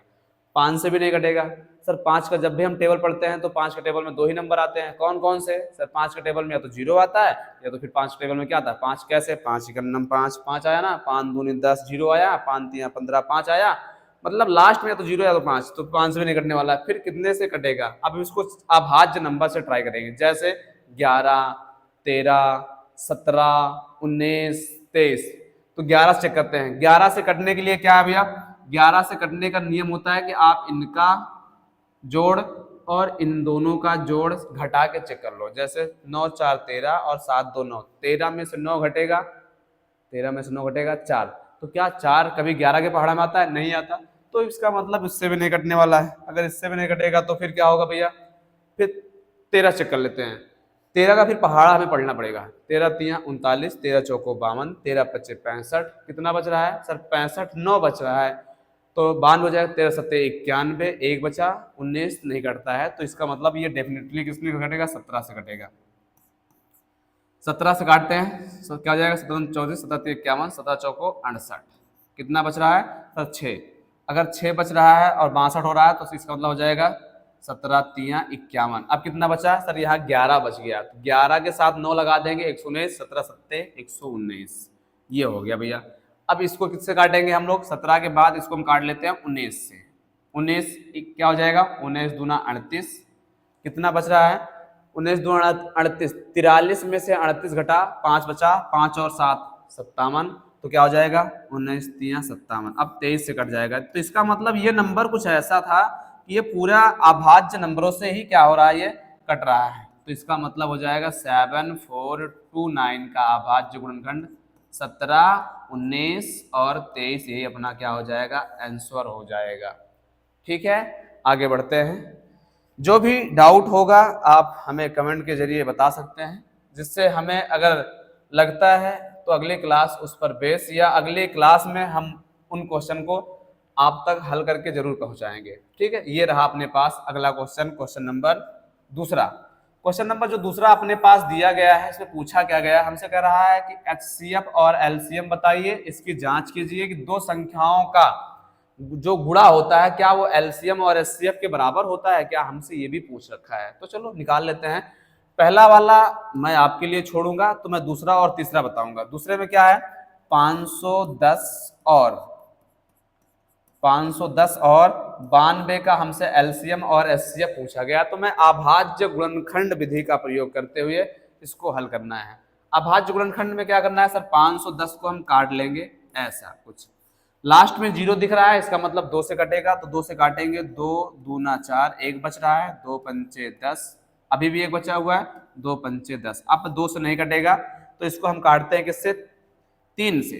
3 से काटेंगे, 3 8 24, 1 3 5 15। अब 3 से भी नहीं कटेगा तो 5 से काट देते हैं। जब 5 से काटेंगे तो 5 इकन्नम 5, 3 बच रहा है, 5 सत्ते 35। अब इसको काट देंगे हम 17 से, तो ये पूरा पूरा कट गया। ऐसे हम 92 को भी काट लेते हैं। जब हम 92 को काटेंगे 2 से तो ये हो जाएगा 2 चौको 8, 2 1 बच रहा है, 2 छंग 12 46। फिर 2 से काटेंगे, जब फिर 2 से इसको काटेंगे तो ये हो जाएगा 2 दूना 4, 2 तिया 6। अब ये 23 एक अभाज्य संख्या है जो किसी से कटता ही नहीं, तो इसलिए इसको हम 23 लिख देंगे ऐसा। ये हुआ। क्या पूछा गया है भैया, LCM और HCF, तो यहाँ पे हम लिख लेते हैं पहले 510, नीचे जगह नहीं है तो इधर लिख लेते हैं। 510 का जो अभाज्य गुणनखंड है वो क्या है, 2 × 3 × 5 × 17, 2 3 5 7। और फिर 92 का क्या है अपने पास सर, 92 का जो अभाज्य गुणनखंड है वो है 2 × 2 × कितना है 23। ये HCF के लिए क्या करना है सर, HCF के लिए हमें इनमें जो भी कॉमन है हम उनको लिखेंगे। सर कॉमन में क्या है, जैसे यहाँ पे 2 है, 2 उतार लिए, और सर और 2 कॉमन नहीं है, कुछ और कॉमन है क्या सर, यहाँ पे कुछ भी कॉमन नहीं है, तो यही अपना क्या हो गया सर, आंसर हो गया क्या 2, इसका HCF। LCM के लिए क्या करना है सर, LCM के लिए जो कॉमन है उन्हें भी लिखना है, जो कॉमन नहीं है उन्हें भी लिखना है। जैसे सर 2 कॉमन है तो 2 को उतार लो, या जो 2 कॉमन है इसको एक बार उतार लो। अच्छा, इसके अलावा ये नहीं कॉमन है, इसको भी उतार लो, ये हो जाएगा। सर 3 नहीं कॉमन है, इसे उतारो, 5 नहीं है, इसे भी उतारो, 17 नहीं है, इसको भी उतारो, 23 नहीं है, इसको भी उतारो। बस इसी को आप क्या कर दोगे, गुणा कर लोगे। चलो गुणा कर लेते हैं फिर। 2 का 2 से 4, 4 का 3 से 12, 12 का 5 से 60, और 60 का अगर हम 6 से करा दें, 17 छक्का कितना होता है सर 102, 102 0 गुणे क्या हो जाएगा 23। अब 23 से गुणा करा देंगे तो 0 से कोई मतलब नहीं होता है। जब आप कभी भी गुणा कराओ तो 0 से कोई मतलब नहीं, 0 को उतारना होता है। 23 दूना 46, 4 बच रहा है, 4 इधर उतार दो, ये 23 इकन्नम 23, ये अपना आ गया भैया इसका LCM। लेकिन सवाल ने हमसे कहा कि चेक भी तो करना है आपको। क्या चेक करना है सर, गुणनफल किसका, पहली संख्या और दूसरी संख्या। तो यहां पे लिख देते हैं क्या, जांच। जांच में क्या है याद रखना भैया, first number into second number equal LCM into HCF, LCM into HCF। फिर क्या हो जाएगा भैया, ध्यान समझिएगा। फर्स्ट नंबर अपने पास कितना था सर फर्स्ट नंबर आप दूसरा लगा रहे हो तो फर्स्ट नंबर अपना 510 है, तो मैं यहाँ रख दूंगा 510 इंटू सेकेंड नंबर अपना क्या है सर, सेकेंड नंबर अपना है 92, तो मैं लिख दूंगा 92। इसको बराबर आना चाहिए, किसके बराबर आना चाहिए, एलसीएम। एलसीएम कितना आया भैया, एलसीएम आया 23,4,6,0 इंटू जो एचसीएफ है वो कितना आया, एचसीएफ 2 आया है, तो मैं यहां रख दूंगा 2। ओके ठीक है, अब इनका गुणा कराएंगे, जीरो से कोई मतलब नहीं, जीरो उतारना ही होता है। 51 का पहाड़ा पढ़ना है, टेबल अगर आता है तो अच्छी बात है, नहीं बगल में रफ वर्क कर लेंगे। 51 का जब 2 से पढ़ेंगे 102 हो जाएगा, 102 का 2 लिख देंगे तो 10 बच जाएगा हासिल में। 51 का जब हम 9 बार टेबल पढ़ेंगे तो ये आएगा भैया 400 कितना, 459 आएगा। 459 में जब 10 जोड़ देंगे तो ये हो जाएगा 469, ये आ गया अपना। ठीक है, ऐसा क्या उधर वाला भी आएगा क्या, चेक कर लेते हैं। 2 का 0 से 0, 2 का 6 से 12, 2 चौको 8 और 1 9, और यहाँ पे 2 3 6, ये 46 92 इधर भी आ रहा है, 46 92 इधर भी। इसका मतलब हम लिख सकते हैं अतः LHS और RHS दोनों क्या है भैया, इक्वल हैं। इसका मतलब हमारा उत्तर क्या है, बिल्कुल सही है। यही काम करना है आपके लिए। तो मैंने एक क्वेश्चन तो आपको बता दिया, अब आपके लिए फिर मैंने 2 होमवर्क डाल दिया है। ठीक है, 2 SW है, आप इसे लगाओगे। क्या करना होता है, अभी आपने समझा सर, अलग अलग पहले काटना होता है, फिर अगर हमसे एलसीएम पूछा गया है तो आपको क्या करना है सर, अभाज्य गुणनखंड विधि का प्रयोग करते हुए आप अलग अलग दोनों को क्या कर लोगे, ऐसा कुछ काट लोगे। ऐसा काटने के बाद हाँ थोड़ा सा आपको टेबल पढ़ना पड़ेगा, जैसे कभी कभी कोई नंबर 23 से कट रहा है, कोई 17 से कट रहा है, कोई 18 से। ये आपकी प्रैक्टिस पर निर्भर करता है कि आप कितना अच्छा मेहनत करते हो। ठीक है, आगे बढ़ते हैं। अगला जो सवाल है अपने पास, क्या कहा गया है, हमसे कहा गया फिर से आपको अभाज्य गुणनखंड विधि का प्रयोग करना है और एलसीएम एचसीएफ बताना है। 3 क्वेश्चन इस बार भी हमें दिया है, हम पहला वाला लगाते हैं। पहले वाले में क्या है भैया अपने पास, 12 लिखा हुआ है, 15 लिखा है और 21। 12 15 21 का क्या निकालना है हमें, इनका क्या चाहिए, एचसीएफ चाहिए और एलसीएम चाहिए, एचसीएफ और एलसीएम। ठीक है, तो हम 12 को सोच रहे हैं ना अलग अलग ही काटा जाए, तो 12 को जब अलग काटोगे भैया तो 2 से काटोगे, 2 6 बार में, 2 3 बार में, 3 से कट गया। ठीक है, 15 को काट लेते हैं। 15 को जब काटेंगे भैया 3 से तो 3 5 बार में, और 5 से ये भी उड़ गया। 21 को उड़ा देते हैं, 3 से 3 सत्ते 21 और 7 इकन्नम 7। ठीक है, अच्छा अगर जब तीनों कट गए हैं तो हम लिख लेते हैं 12 का जो अभाज्य गुणनखंड आया है वो 2 सीधे लिखा जाए क्या, 2 की पावर 2 इंटू 3 ये हुआ। 15 का जो अभाज्य गुणनखंड है वो क्या है सर, 3 इंटू 5 और सर 21 भी तो आया अपने पास, 21 का अभाज्य गुणनखंड है 3 गुणे 7, ये रहा। ठीक है, अब क्या चाहिए सर, HCF। तो आ जाओ भैया फिर HCF पे। HCF का मतलब होता है sir common term. Common term जो उभयनिष्ठ पद हैं, किसमें सर, तीनों नंबर में। क्या है तीनों में उभयनिष्ठ, ढूंढते हैं। 2 यहाँ 2 है ही नहीं, 3 यहाँ भी है, 3 यहाँ भी है, गुड। ये वाला वर्ड जो है तीनों में कॉमन है, तो लिख दिया मैंने यहाँ पे 3, यही अपना आंसर हो गया ये। अच्छा और क्या पूछा है, 21 का भी, सॉरी एचसीएफ के बाद एलसीएम पूछा है। 21 पे कहाँ पहुंच रहे हैं हम, ये एलसीएम में क्या होता है सर, जो भी कॉमन है उन्हें तो लेना ही है, जो कॉमन नहीं है उन्हें भी ले लेना है। तो चलो 2 कॉमन है ही नहीं, उतार लो। कितनी बार में, पूरा का पूरा उतार लो। 3 कॉमन है, ले लो। 5 नहीं कॉमन है, इसको उतारो। 7 नहीं है, इसको उतार लो। चलो गुणा कराते हैं सर, 2 का 2 टाइम यानी 2 का स्क्वायर कितना, 4, 4 का 3 बार 12, 12 का 5 बार 60, 60 में 0 आया छोड़ दो, बचा कितना 6, 6 का 7 बार 7 42, 420, ये रहा अपना आंसर।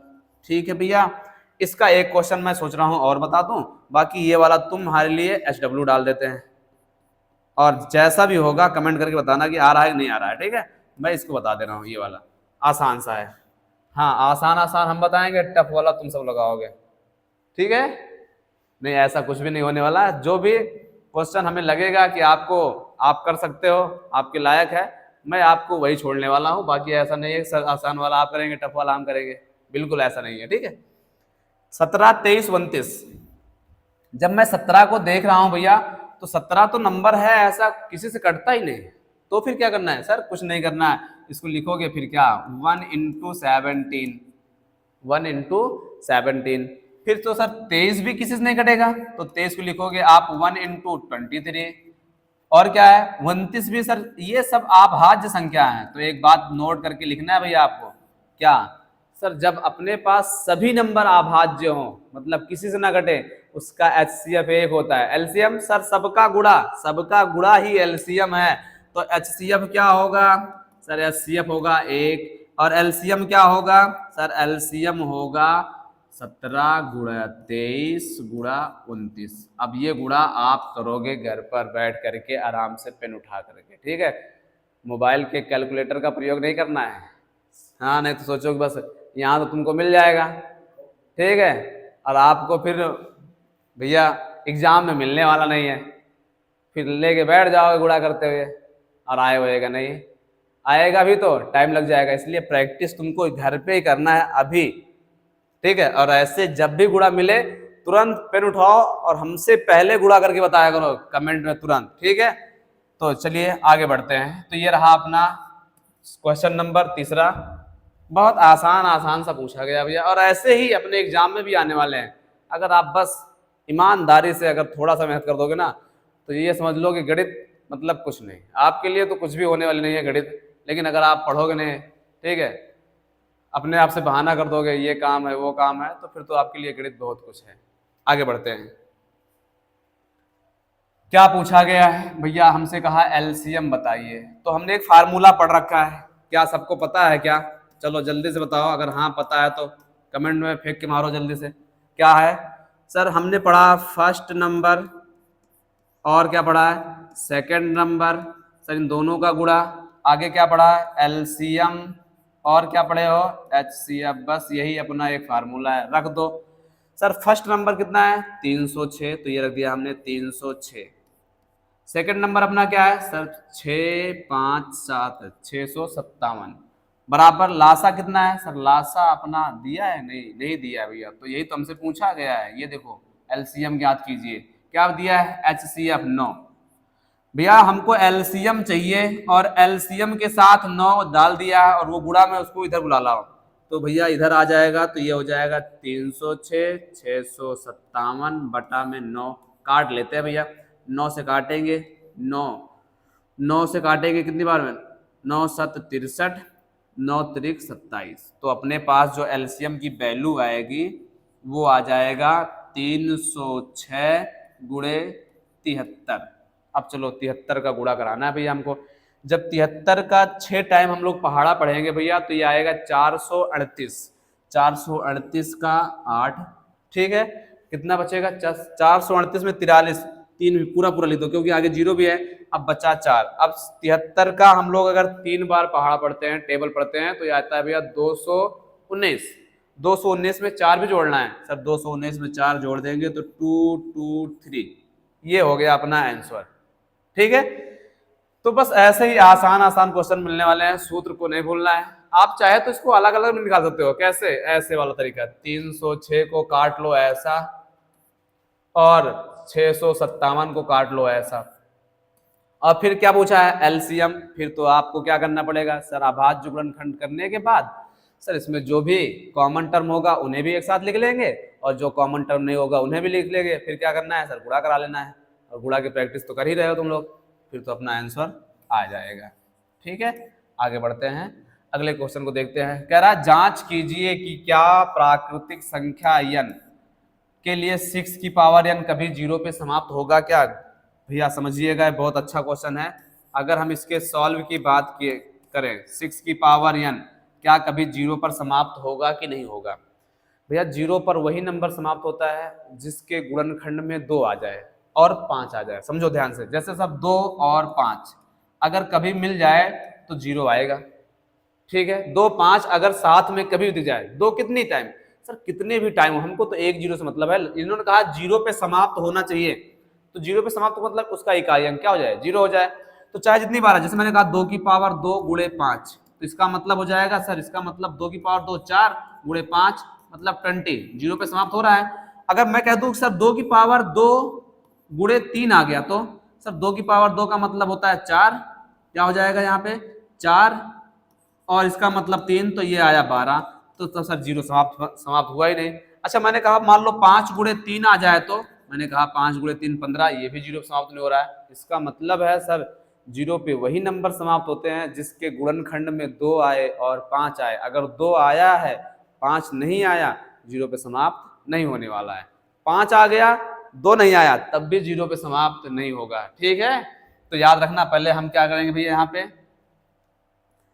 6 को अंदर से हम कर लेते हैं फैक्टराइज, तो हो जाएगा सर 2 गुणे 3, और बाहर लगा देते हैं घात n।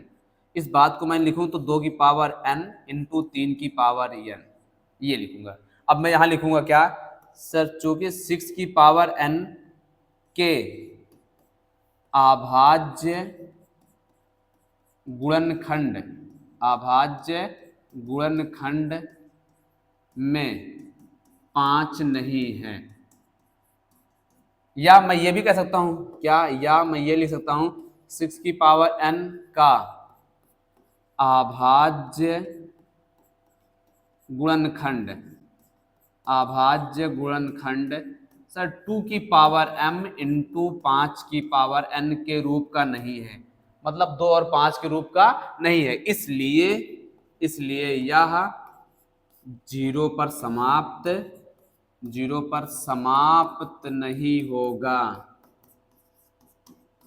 बस यही आपको लिख देना है, हो गया अपना आंसर।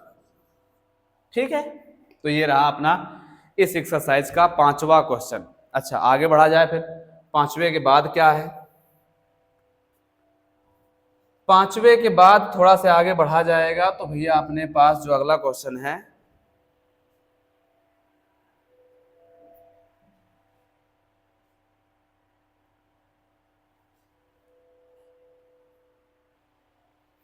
चलिए फिर अगला क्वेश्चन देखते हैं। ये रहा अपना इस एक्सरसाइज का 5वां क्वेश्चन। जो अगला क्वेश्चन अपने पास है, कह रहा व्याख्या कीजिए। व्याख्या करके बताना। भैया इसमें 2 क्वेश्चन डाले हुए हैं तो आप कंफ्यूज नहीं होना। एक क्वेश्चन अपना इतना है और एक दूसरा अपना इतना है। हमसे कह रहा है बताइए भाज्य है क्यों। भैया भाज्य वही संख्या हो सकती है जिसका अभाज्य गुणनखंड हो जाए, और अभाज्य गुणनखंड में एक ही नंबर आएगा तब भी वो क्या होगा, भाज्य होगा। अगर एक से ज्यादा भी आएगा तब भी क्या होगा, भाज्य होगा। तो सबसे पहले हम इसको चेक करते हैं। क्या कहा गया अपने पास सर, ये है 7 इंटू 11 इंटू में क्या है 13, और प्लस में क्या है 13। इतनी बात हमसे पूछा गया है। हम सोच रहे हैं ना, पहले हम 13 को हटा लेते हैं बाहर।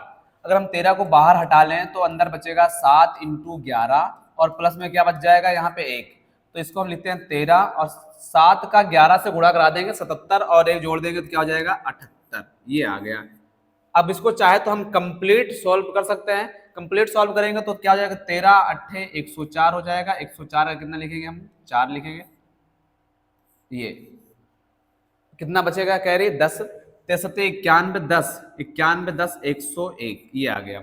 ये एक नंबर बन गया। अब हम इसका करते हैं अभाज्य गुणनखंड। अगर हम इसका अभाज्य गुणनखंड निकालेंगे 10 14 का, तो कितना आएगा सर, 2 से काटेंगे 2 पंचे 10, 2 से काटेंगे सर 2 पंचे 10 पूरा कट गया है। अब एक नहीं कट रहा है इसलिए जीरो बढ़ा दिए, 2 दूना 4, 2 पंचे 10 हुआ, और सर पूरा लिया 14, 2 7 14। अब ये 2 से नहीं कटने वाला है।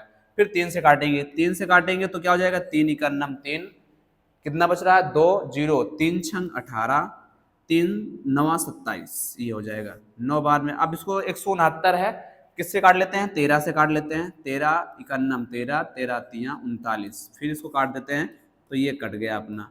अर्थात मैं इस बात को लिख सकता हूं क्या, 2 इंटू 3 इंटू 13 की पावर 2,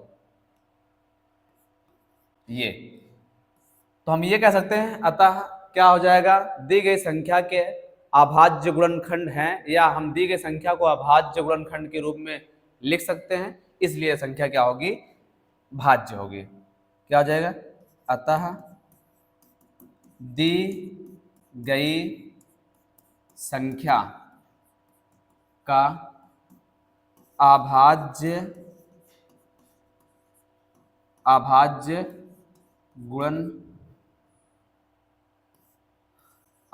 गुणनखंड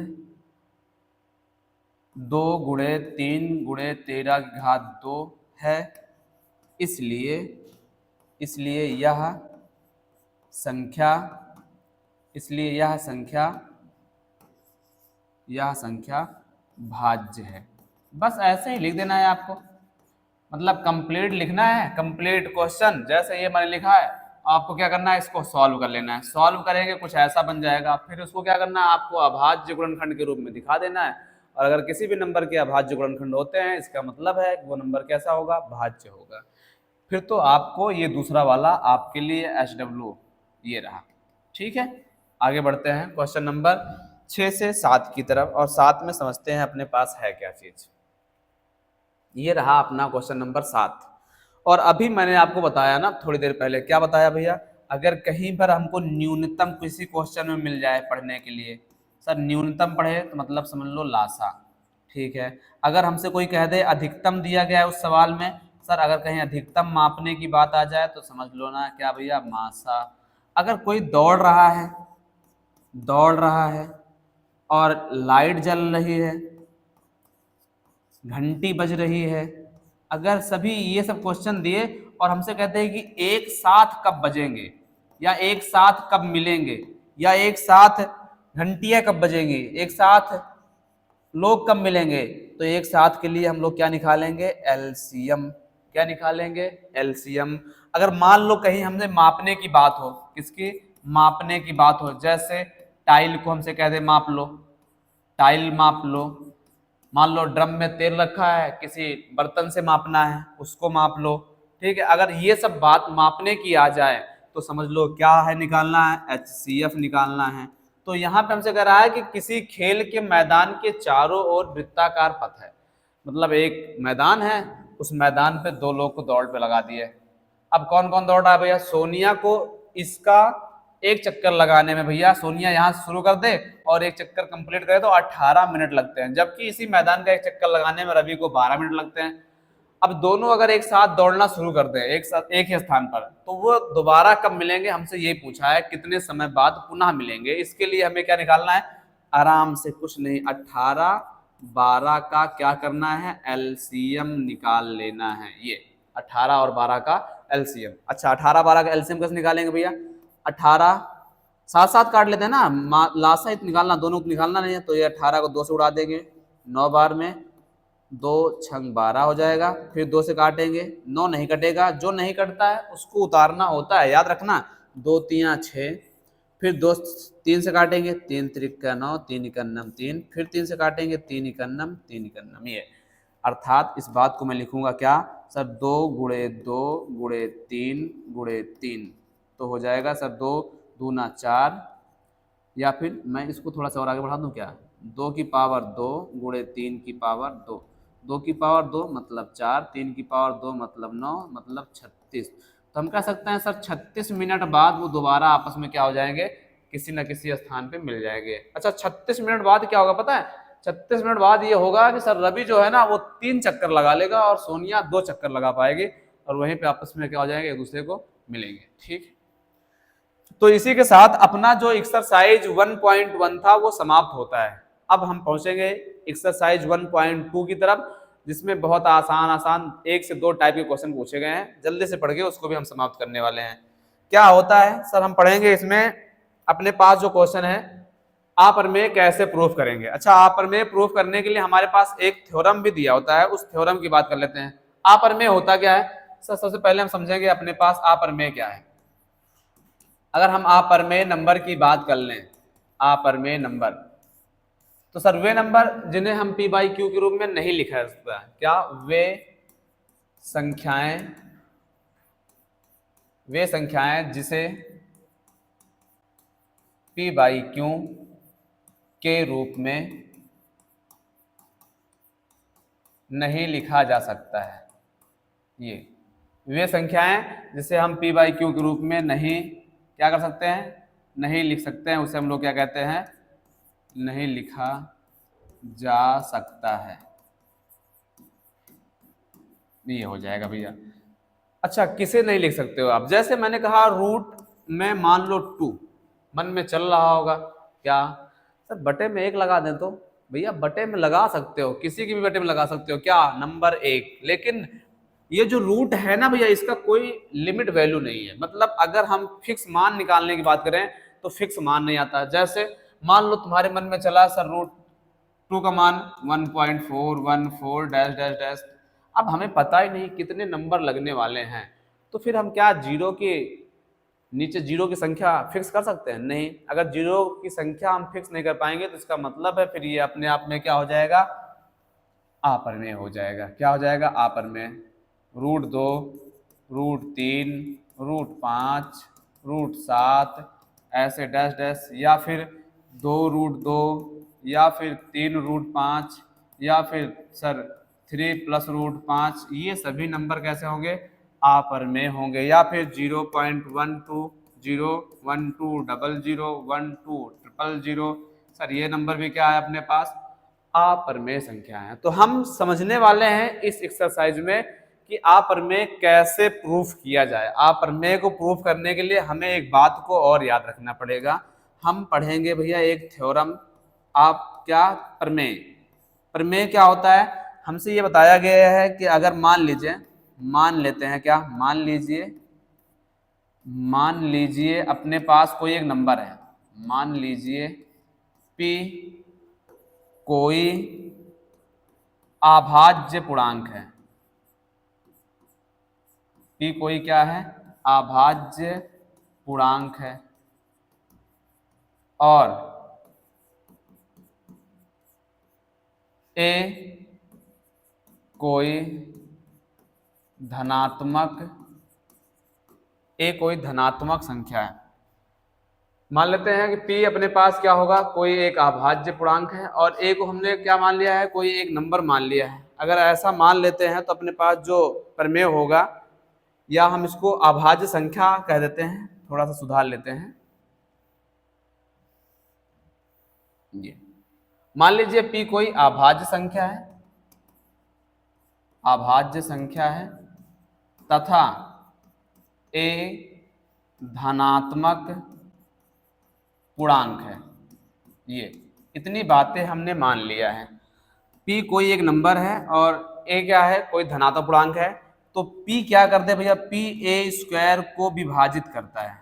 p a² को क्या करेगा? विभाजित करता है। तब p जो है वो a को भी क्या करेगा? विभाजित करेगा। a को भी विभाजित करेगा। ये थ्योरम है। और आपको ऐसा मान के ही सवाल लगाना पड़ेगा। यानी कोई एक नंबर है, अभाज्य है, और किसी दूसरे नंबर को क्या कर रहा है? सर किसी दूसरे नंबर के स्क्वायर को काट रहा है। अगर किसी दूसरे नंबर के स्क्वायर को काट दे तो समझ जाओ कि वो नंबर उस नंबर को भी काट सकता है। मतलब p जो है a को अगर विभाजित कर दे तो इसका मतलब p a को भी क्या कर देगा? विभाजित कर देगा। बस इतनी बात आपको याद रखना है, और हम समझेंगे अपरमेय कैसे सिद्ध किया जाता है। चलिए सवाल लगाते हैं, अपरमेय कैसे प्रूव करेंगे। जैसे क्वेश्चन अपने पास ये है, हमसे कहा गया है कि बताइए भैया √3 एक अपरमेय संख्या है, सिद्ध करके दिखाना है। √3 एक क्या है? अपरमेय। तो हम मान लेंगे, यहाँ पे सिद्ध करना है। थोड़ा सा क्वेश्चन में लिखा नहीं है, हम लिख दे रहे हैं, सिद्ध कीजिए।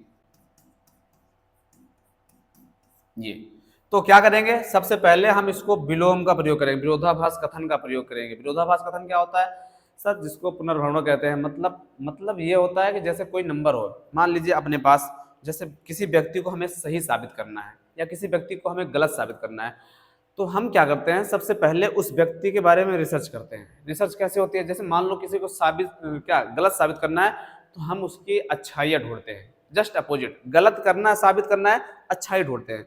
अगर मुझे अच्छाई ढूंढते वक्त उस व्यक्ति की एक भी अच्छाई ना मिले तो हम कह देंगे इसका मतलब ये व्यक्ति गलत ही है। ठीक है।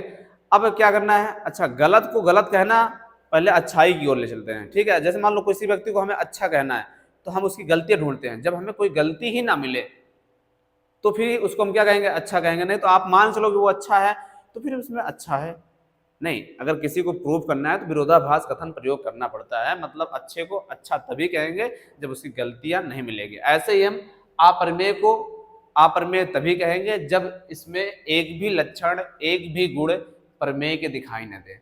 जब अगर हमको एक भी लक्षण, एक भी गुण प्रमेय के दिखाई नहीं देंगे तो हम कह देंगे ये अप्रमेय है। लेकिन अगर एक भी लक्षण इसमें दिखाई दे दिया कि ये प्रमेय का भी पार्ट है तो हम समझ जाएंगे फिर इसका मतलब ये सवाल जो लिखा है ना वो गलत है। चलिए मानते हैं, क्या करेंगे, माना, अपोजिट मानेंगे, माना क्या √3 एक परिमेय संख्या है, परिमेय संख्या है, ये मान लिया भैया। अब हमें पता है सर कोई भी परिमेय होता है तो हम उसको ऐसे लिखते हैं, क्या, √3 बराबर होना चाहिए p/q के रूप में, ये हुआ। आगे मैं थोड़ा बताऊंगा कि p और q कहाँ मिल गए। तो p और q होते हैं भैया सह अभाज्य, सह अभाज्य, ये हो जाएगा पूर्णांक। पूर्णांक काहे लिए कह रहा हूं, क्योंकि हमें पता है सर कोई भी परिमेय नंबर जो होता है वो प्लस में भी होता है और माइनस में। तो पूर्णांक भी क्या होते हैं सर, प्लस और माइनस। गुड, बस यही याद रखना है। अब हमें इसको हल करना है तो हम कैसे हल कर सकते हैं, समझो भैया, कोई भी वैल्यू रूट में दिख जाए तो रूट हटता तब कब है, जब हम उसका स्क्वायर करते हैं। तो यहाँ लिखेंगे दोनों पक्षों का वर्ग करने पर ये हो जाएगा। अच्छा, दोनों पक्षों का वर्ग करेंगे तो √3 का क्या होगा भैया, स्क्वायर। ये इधर क्या हो जाएगा, p/q का स्क्वायर। इधर हो जाएगा अपने पास 3 और इधर मिल जाएगा भैया p² / q²। इस बात को मैं लिखूंगा 3q² बराबर p², समीकरण 1 मान लूंगा ये। ठीक है। अब यहाँ ध्यान से समझने वाली बात क्या है, देखो कोई भी नंबर किसी के अगर बराबर हो जाए, कोई भी नंबर किसी के बराबर हो जाए तो इसका मतलब, जैसे मैंने कहा p बराबर है 3q के, इसका मतलब p के गुणनखंड में 3 आया होगा तभी तो बराबर हो रहा है। जैसे मैंने कहा मान लो 10 बराबर है 2 × 5 के, इसका मतलब सर 10 के गुणनखंड में 2 भी आता है 5 भी आता है, 10 के गुणनखंड में 2 भी आएगा। और तो इसका मतलब सर 2 किससे कटेगा, सर 2 से 10 कट जाएगा, 2 से 10 और 5 से भी क्या होगा 10 से। तो मैं कह सकता हूँ p के स्क्वायर में 3 भी आ रहा है और p के स्क्वायर में q भी आ रहा है। इसका मतलब सर p² किससे कट जाएगा, 3 से कट जाएगा। तो यह मैंने लिख दिया यहाँ पे, क्या हो जाएगा यहाँ पे, इसका मतलब हो जाएगा p² 3 से विभाजित होता है, विभाजित होता है, ये हो जाएगा। अगर भैया p² 3 से विभाजित होता है तब मैं ये कह दूंगा p भी 3 से विभाजित होगा, कोई पूछेगा क्यों तो थोड़ा आगे बता देंगे, क्या, प्रमेय 1 से, प्रमेय 1 ने यही कहा है तो मैंने लिख दिया प्रमेय 1 से। अब कोई 3 से कटे या 2 से कटे, भैया 2 से कौन कटेगा, सर जो 2 के टेबल में आएगा, जैसे 2 2 दूना 4, 2 3 6, 2 5 10। सर 10 भी 2 से कटेगा तो 6 भी 2 से कटेगा। सर 2 से वही कटता है जो 2 के टेबल में हो, तो 3 से भी वही कटेगा जो 3 के टेबल में हो। तो मैं इसलिए लिख सकता हूँ भैया p को क्या लिख सकता हूँ, यहाँ पे p को मैं लिख सकता हूँ 3m। ये मतलब सर p 3 से कट रहा है, 3 से कौन कटता है, जो 3 के पढ़ा में, तो यम काहे लगा दिए, यम को मैंने पूर्णांक मान लिया। पूर्णांक का मतलब क्या होता है सर, जैसे 1, तो यहाँ पे 1 रखोगे तो 3 × 3, 2 रखोगे तो 3 दूनी 6, 3 रखोगे तो 3 त्रिका 9, ये सब 3 से कटने वाली चीजें है ना। सर फिर आप प्राकृतिक लगा दो ना, पूर्णांक क्या लगा रहे हो, पूर्णांक मतलब भैया 3 से क्या प्लस वाले कटते हैं, नहीं माइनस वाले भी कटते हैं, तो इसलिए हमने m लगा दिया जहां m पूर्णांक है, जहां m क्या है, पूर्णांक है, ये हमें बताना पड़ेगा। अब हम यहां लिखेंगे p का मान, जैसे स्टेप में मैं लिख रहा हूं सेम यही स्टेप आपको एग्जाम में बढ़िया से लिख के आना है। p का मान समीकरण 1 में रखने पर, ये जब 1 में हम रख देंगे भैया तो फिर क्या हो जाएगा अपने पास, यहाँ पे 3q² बराबर क्या हो जाएगा, p का मान 3m², 3m का होल स्क्वायर। तो जब इसका हल करेंगे भैया तो 3q² बराबर आएगा किसके, 9m² के। ये 3 से काट देंगे तो ये भी 3 बार में कट जाएगा, मतलब क्यू स्क्वायर बराबर होगा 3m स्क्वायर। इसको इक्वेशन 2 मान लेते हैं ये। अब यहां से फिर एक बात समझ में आ रही है, फिर तो सर क्यू का स्क्वायर भी ना तो 3m के बराबर है, इसका मतलब सर क्यू के मान में भी क्या आ रहा है, 3 आ रहा है। तो हाँ भैया, तो फिर आपको यहाँ बताना पड़ेगा, इसका मतलब है क्यू स्क्वायर 3 से भाज्य है। अगर क्यू स्क्वायर 3 से भाज्य है तब सर तब क्यू भी 3 से भाज्य होगा, भाज्य होगा। कारण क्या है सर, प्रमेय हमने पढ़ा है ना, प्रमेय 1, तो प्रमेय 1 में यही बताया गया है। अच्छा, अगर ऐसी बात है तो इसका मतलब है हम क्यू को भी लिख सकते हैं, हाँ क्यू को भी लिख सकते हो, तो इसका मतलब हो जाएगा क्यू बराबर हो जाएगा 3m1, लेकिन आपको आगे लिखना नहीं है। अब यहाँ से थोड़ा सा क्या करेंगे भैया, हम विरोधाभास कथन को बताएंगे। विरोधाभास कथन क्या होता है, जब हमने शुरू में प्रमेय माना और हल करते हुए चले तो पता चला सर पी और क्यू दोनों कट गए, लेकिन शुरू में तो आपने कहा सह अभाज्य है। सह अभाज्य का मतलब क्या होता है सर, सह अभाज्य का मतलब होता है ऐसे नंबर का पेयर जो किसी से न कटे, किसी से मतलब किसी से भी न कटे। याद रखना, सह अभाज्य के बीच में सिर्फ एक ही कॉमन होता है, एक, यानी एक से दोनों कटे, इसके अलावा किसी से न कटे। तो इसका मतलब आपने तो कहा था सर किसी से न कटे, लेकिन लास्ट में आते आते आपने कहा सर क्यू भी 3 से कट रहा है और आपने कहा पी भी 3 से कट रहा है। इसका मतलब है कि आप गलत मान के चले थे, और अगर आप गलत मान के चले हो तो इसका मतलब विरोधाभास कथन से यह जो कल्पना थी, यह जो हमारा कथन था, मानने का जो तरीका था, ये बिल्कुल क्या है, गलत है। अगर ये गलत है तो इसका मतलब √3 प्रमेय नहीं है, बल्कि क्या है, अप्रमेय। यही बात आपको लिखनी है।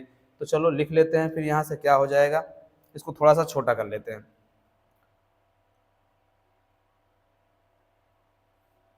नहीं, छोटा तो नहीं हो रहा है, चलो नहीं हो रहा है तो क्या किया जाएगा, इसको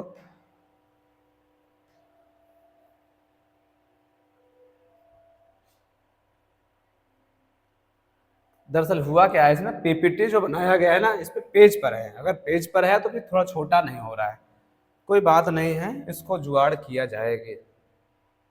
जुगाड़ कैसे कर सकते हैं, इसको छोटा कर लेते हैं पेज को ही हम लोग, लेकिन अगर पेज को छोटा करने जाएंगे तो फिर जो अक्षर लिखा हुआ है वो भी गड़बड़ा जाएगा।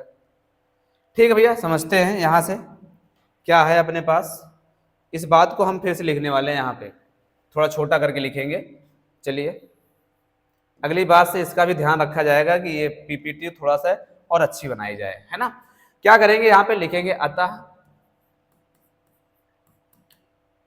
पी और क्यू में कम से कम एक उभयनिष्ठ, एक क्या है भैया, उभयनिष्ठ गुणनखंड है, गुणनखंड है।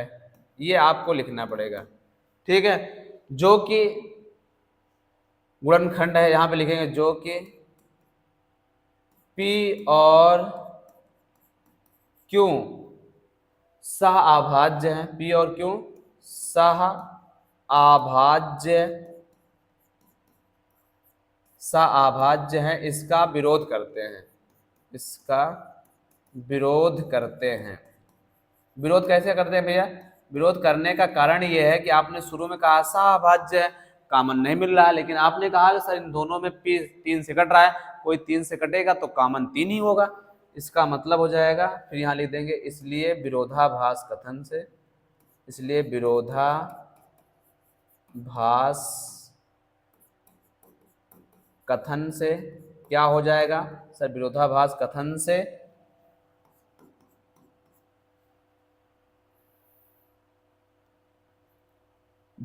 कथन से हमारी कल्पना क्या हो जाता है भैया, हमारी कल्पना गलत है, इसलिए √3 क्या है, एक अपरिमेय संख्या है। ऐसे थोड़ा सा आपको शब्दों में लिखना पड़ जाएगा पेपर में समझाने के लिए, ठीक है। तो ये आप रट लोगे बार बार, 2-3 क्वेश्चन जब प्रैक्टिस करोगे ना तो अच्छे से याद हो जाएगा। क्या होता है भैया, हम सबसे पहली बात तो सर हम जब दोनों संख्या को लिख रहे हैं तो उसमें कॉमन आ रहा है, तो इसका मतलब सर पी और क्यू में कम से कम एक उभयनिष्ठ गुणनखंड कितना है, 3 है। सर उभयनिष्ठ गुणनखंड है कम से कम एक, इसका मतलब हो जाएगा जो आपने शुरू में कहा था पी और क्यू सहअभाज्य है, वो सहअभाज्य नहीं है। इसका मतलब हमारा जो मानना था वो गलत है, विरोधाभास कथन से दिया गया नंबर क्या होगा, परिमेय नहीं, क्या होगा, अपरिमेय होगा। बस ऐसे ही आपको इसको हल कर लेना है। चलिए जल्दी से नोट करोगे, फिर आगे बढ़ते हैं। ऐसा ही एक क्वेश्चन और है, हम उसको भी समझेंगे। क्या ये इसमें क्या लिखा गया है भैया, अपने को कहा गया है √3, 1/√2 है, √3 है। यहाँ पे एक साइन लगता है, जैसे आपके साथ मान लो प्लस लग जाए या गुणा लग जाए, यहाँ पे गुणा लगा हुआ है। मतलब हमसे ये सवाल ने कहा है, क्वेश्चन ने, कि √3/2 ये प्रूफ करना है कि अपने पास क्या है, अपरिमेय होता है। अगला जो क्वेश्चन है अपने पास क्या है, पहले उसको हम चेक कर लेते हैं। अगला क्वेश्चन अपने पास √5 से संबंधित है। फिर एक क्वेश्चन और लिखा हुआ है जो 2-3 क्वेश्चन और बच रहे हैं। ठीक है, पहले इसको हम प्रूव कर लेते हैं, फिर आगे बढ़ते हैं।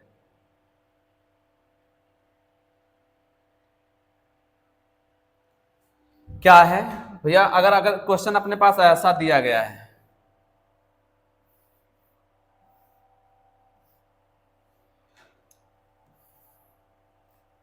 तो हम पहले यहां लिख लेते हैं। क्वेश्चन अपने पास दिया गया है √3/2 एक अपरिमेय संख्या है, अपरिमेय संख्या है। थोड़ा सा सुधार कर लेंगे ये, ठीक है। यहाँ पे स्टार की जगह पे एक साइन होना चाहिए था, हमने बटा में लगा दिया। अच्छा प्लस का नहीं लगाया, प्लस वाला क्वेश्चन आगे मिलेगा एक्सरसाइज में, इसलिए प्लस नहीं लगाए हम लोग। ठीक है, तो हम मान लेते हैं क्या भैया, मानेंगे यहाँ पे सबसे पहली बात √3/2 क्या है, एक परिमेय संख्या है, एक परिमेय संख्या है, ये मान लेंगे। अच्छा अगर ये परिमेय है तो इसका मतलब हो जाएगा फिर तो √3/2 जो है वो P/Q के बराबर होगा। आगे बताएंगे जहां क्या है सर, जहां P और Q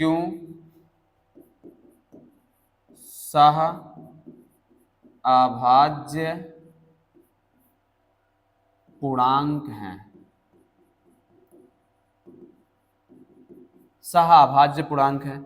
अगर सहअभाज्य है और क्यों क्या होता है, 0 के बराबर नहीं होता है, इतनी बात बताना पड़ेगा आपको। ठीक है, इसको फिर हल करते हैं। जब इसको हल करेंगे तो √3 बराबर होगा 2P/Q, ये इसको इक्वेशन मान लेंगे। अब वर्क नहीं करना है, जब कोई सिंगल वैल्यू आएगी तभी आपको स्क्वायर करके लंबा करना है, नहीं तो लंबा नहीं करना है। अब यहाँ लिख देना है, क्योंकि क्या जो अपना है LHS, क्योंकि LHS मतलब √3 क्या है, एक परिमेय अपरिमेय है, एक अपरिमेय है।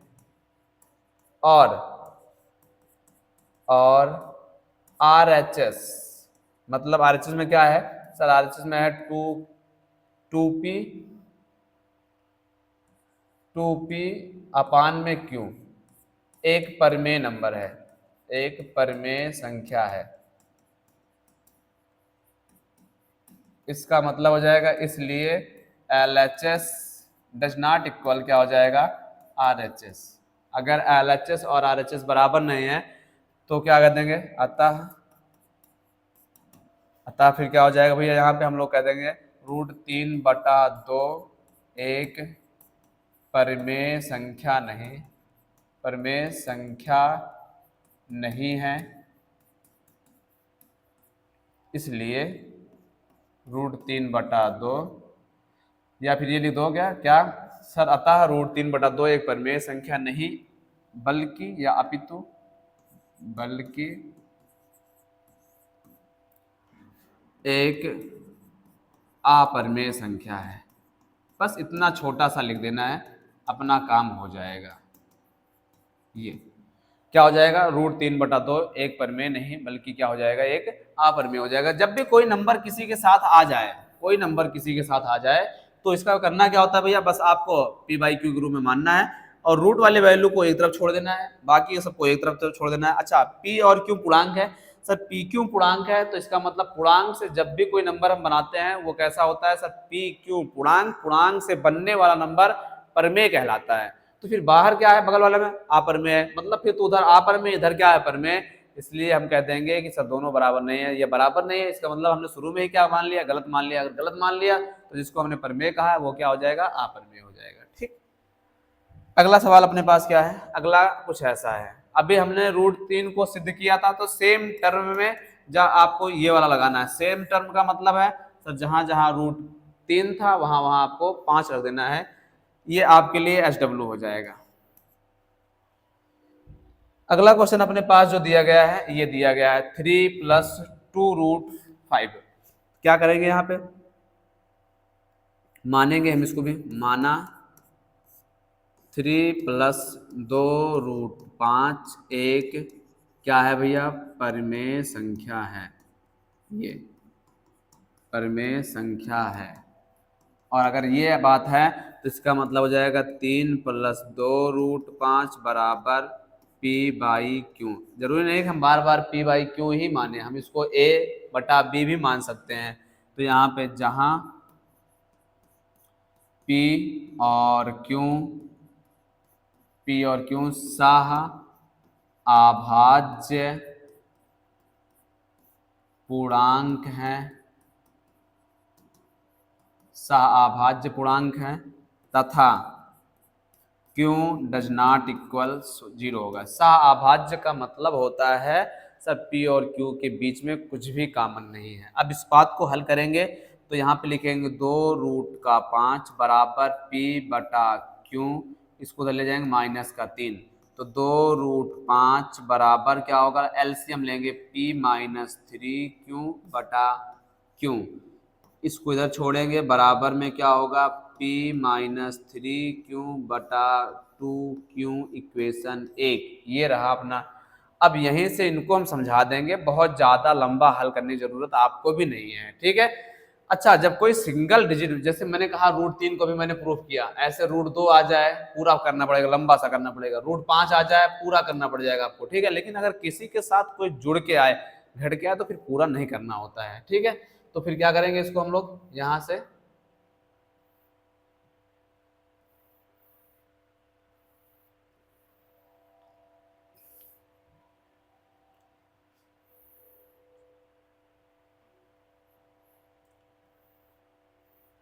ये हो जाएगा। क्या करेंगे, यहाँ पे हम लिखेंगे चूंकि P और Q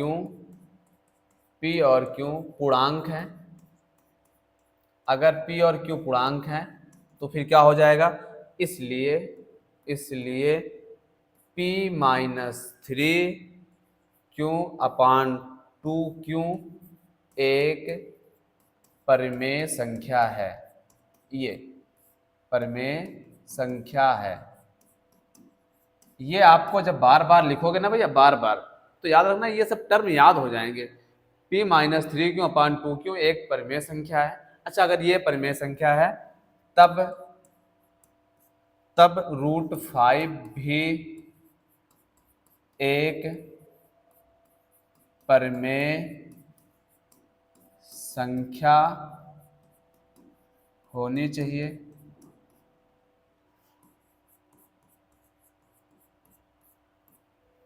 ठीक है, कैसे होनी चाहिए भैया, अगर कोई परमेय है और आपने बराबर लगा के इधर दिया, तो ये परमेय तो ये भी परमेय, ये परमेय तो ये भी परमेय, ये अपरमेय तो ये भी अपरमेय, ऐसा होना चाहिए ना, क्योंकि तभी तो आप बराबर लगाए हो। अब एक तरफ कुछ और रखे हो, एक तरफ कुछ और रखे हो, तो फिर बराबर कहाँ हो सकता है। तो इसलिए मैंने कहा तब √5 भी एक परमेय संख्या होनी चाहिए। फिर क्या लगा गया है, परंतु √5 एक अपरमेय संख्या है, अपरमेय संख्या है, ये हो जाए। परंतु √5 क्या है, एक अपरमेय संख्या है, यह हमारी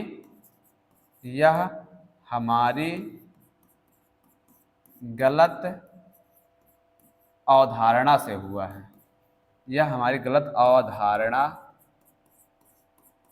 से प्राप्त हुआ है।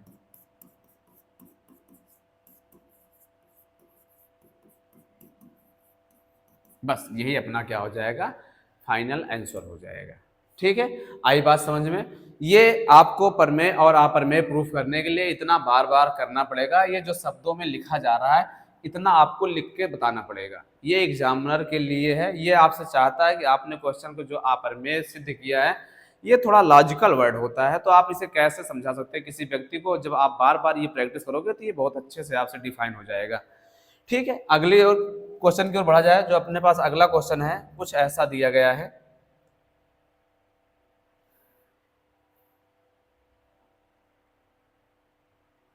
ये हो जाएगा। अब इस क्वेश्चन नंबर 3 में जो अपने पास है इसमें कई सारे प्रश्न दिए गए हैं। जैसे एक है 1/√2 को दिखाइए, फिर अपना 7√5 है, और अभी हमने इस टाइप के क्वेश्चन को दिखाया था, तो हम पहला क्वेश्चन ले लेते हैं। पहला क्वेश्चन अपने पास है 1/√2, ये दिखाना है, इसको अप्रमेय प्रूफ करना है। तो हम मान लेते हैं, क्या माना, 1/√2 बराबर a/b, ये मान लेते हैं a/b। आगे जो लिखना है यहाँ पे लिख देना है, क्या भैया, a और b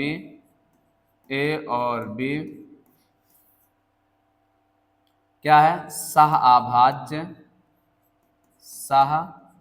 अभाज्य संख्याएं हैं या पूर्णांक हैं, संख्याएं हैं, और b कभी भी 0 के बराबर नहीं होगा। इतना आपको लिख के बताना पड़ेगा बार बार, जितनी बार आप ये क्वेश्चन लगाओगे।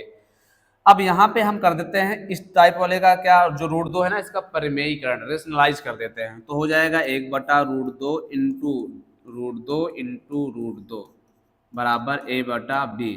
तो ये हो जाएगा ऊपर का √2, नीचे का हो जाएगा 2 बराबर a/b, मतलब √2 बराबर होगा 2a/b। ठीक है, अगर ये 2a/b हो जाएगा तो बस यहीं पे इक्वेशन लिख करके फुल स्टॉप लगा दो। अब बता दो यहाँ पे क्या हो जाएगा, क्या हो जाएगा भैया, ए और बी पूर्णांक हैं, इसलिए इसलिए 2a/b 2a/b ये क्या होगा, प्रमेय होगा, प्रमेय है। परंतु √2 क्या है, √2 एक अप्रमेय संख्या है, एक अप्रमेय संख्या है। अगर एक अप्रमेय है इसलिए क्या हो जाएगा, इसलिए 1/√2 भी अप्रमेय होगा, अप्रमेय होगा। ये अपना क्या हो जाएगा, यही अपना फाइनल आंसर हो जाएगा। ठीक है, तो ये अपना एक्सरसाइज जो है, अच्छा इसके जैसा क्वेश्चन अभी हम पीछे लगाए थे, ये वाला क्वेश्चन, तो ये कहाँ है, ये वाला। इसमें एक काम कर लेते हैं, थोड़ा सा सुधार क्या कर सकते हैं। जैसे हमने कहा भैया √5 एक अप्रमेय है संख्या है, यह हमारी गलत अवधारणा से प्राप्त हुआ, तो यहाँ पे लिख देना है, इसलिए क्या हो जाएगा 3 + 2√5, ये इसलिए 3 + 2√5 क्या हो जाएगा, एक अप्रमेय संख्या होगा, एक अप्रमेय संख्या होगा।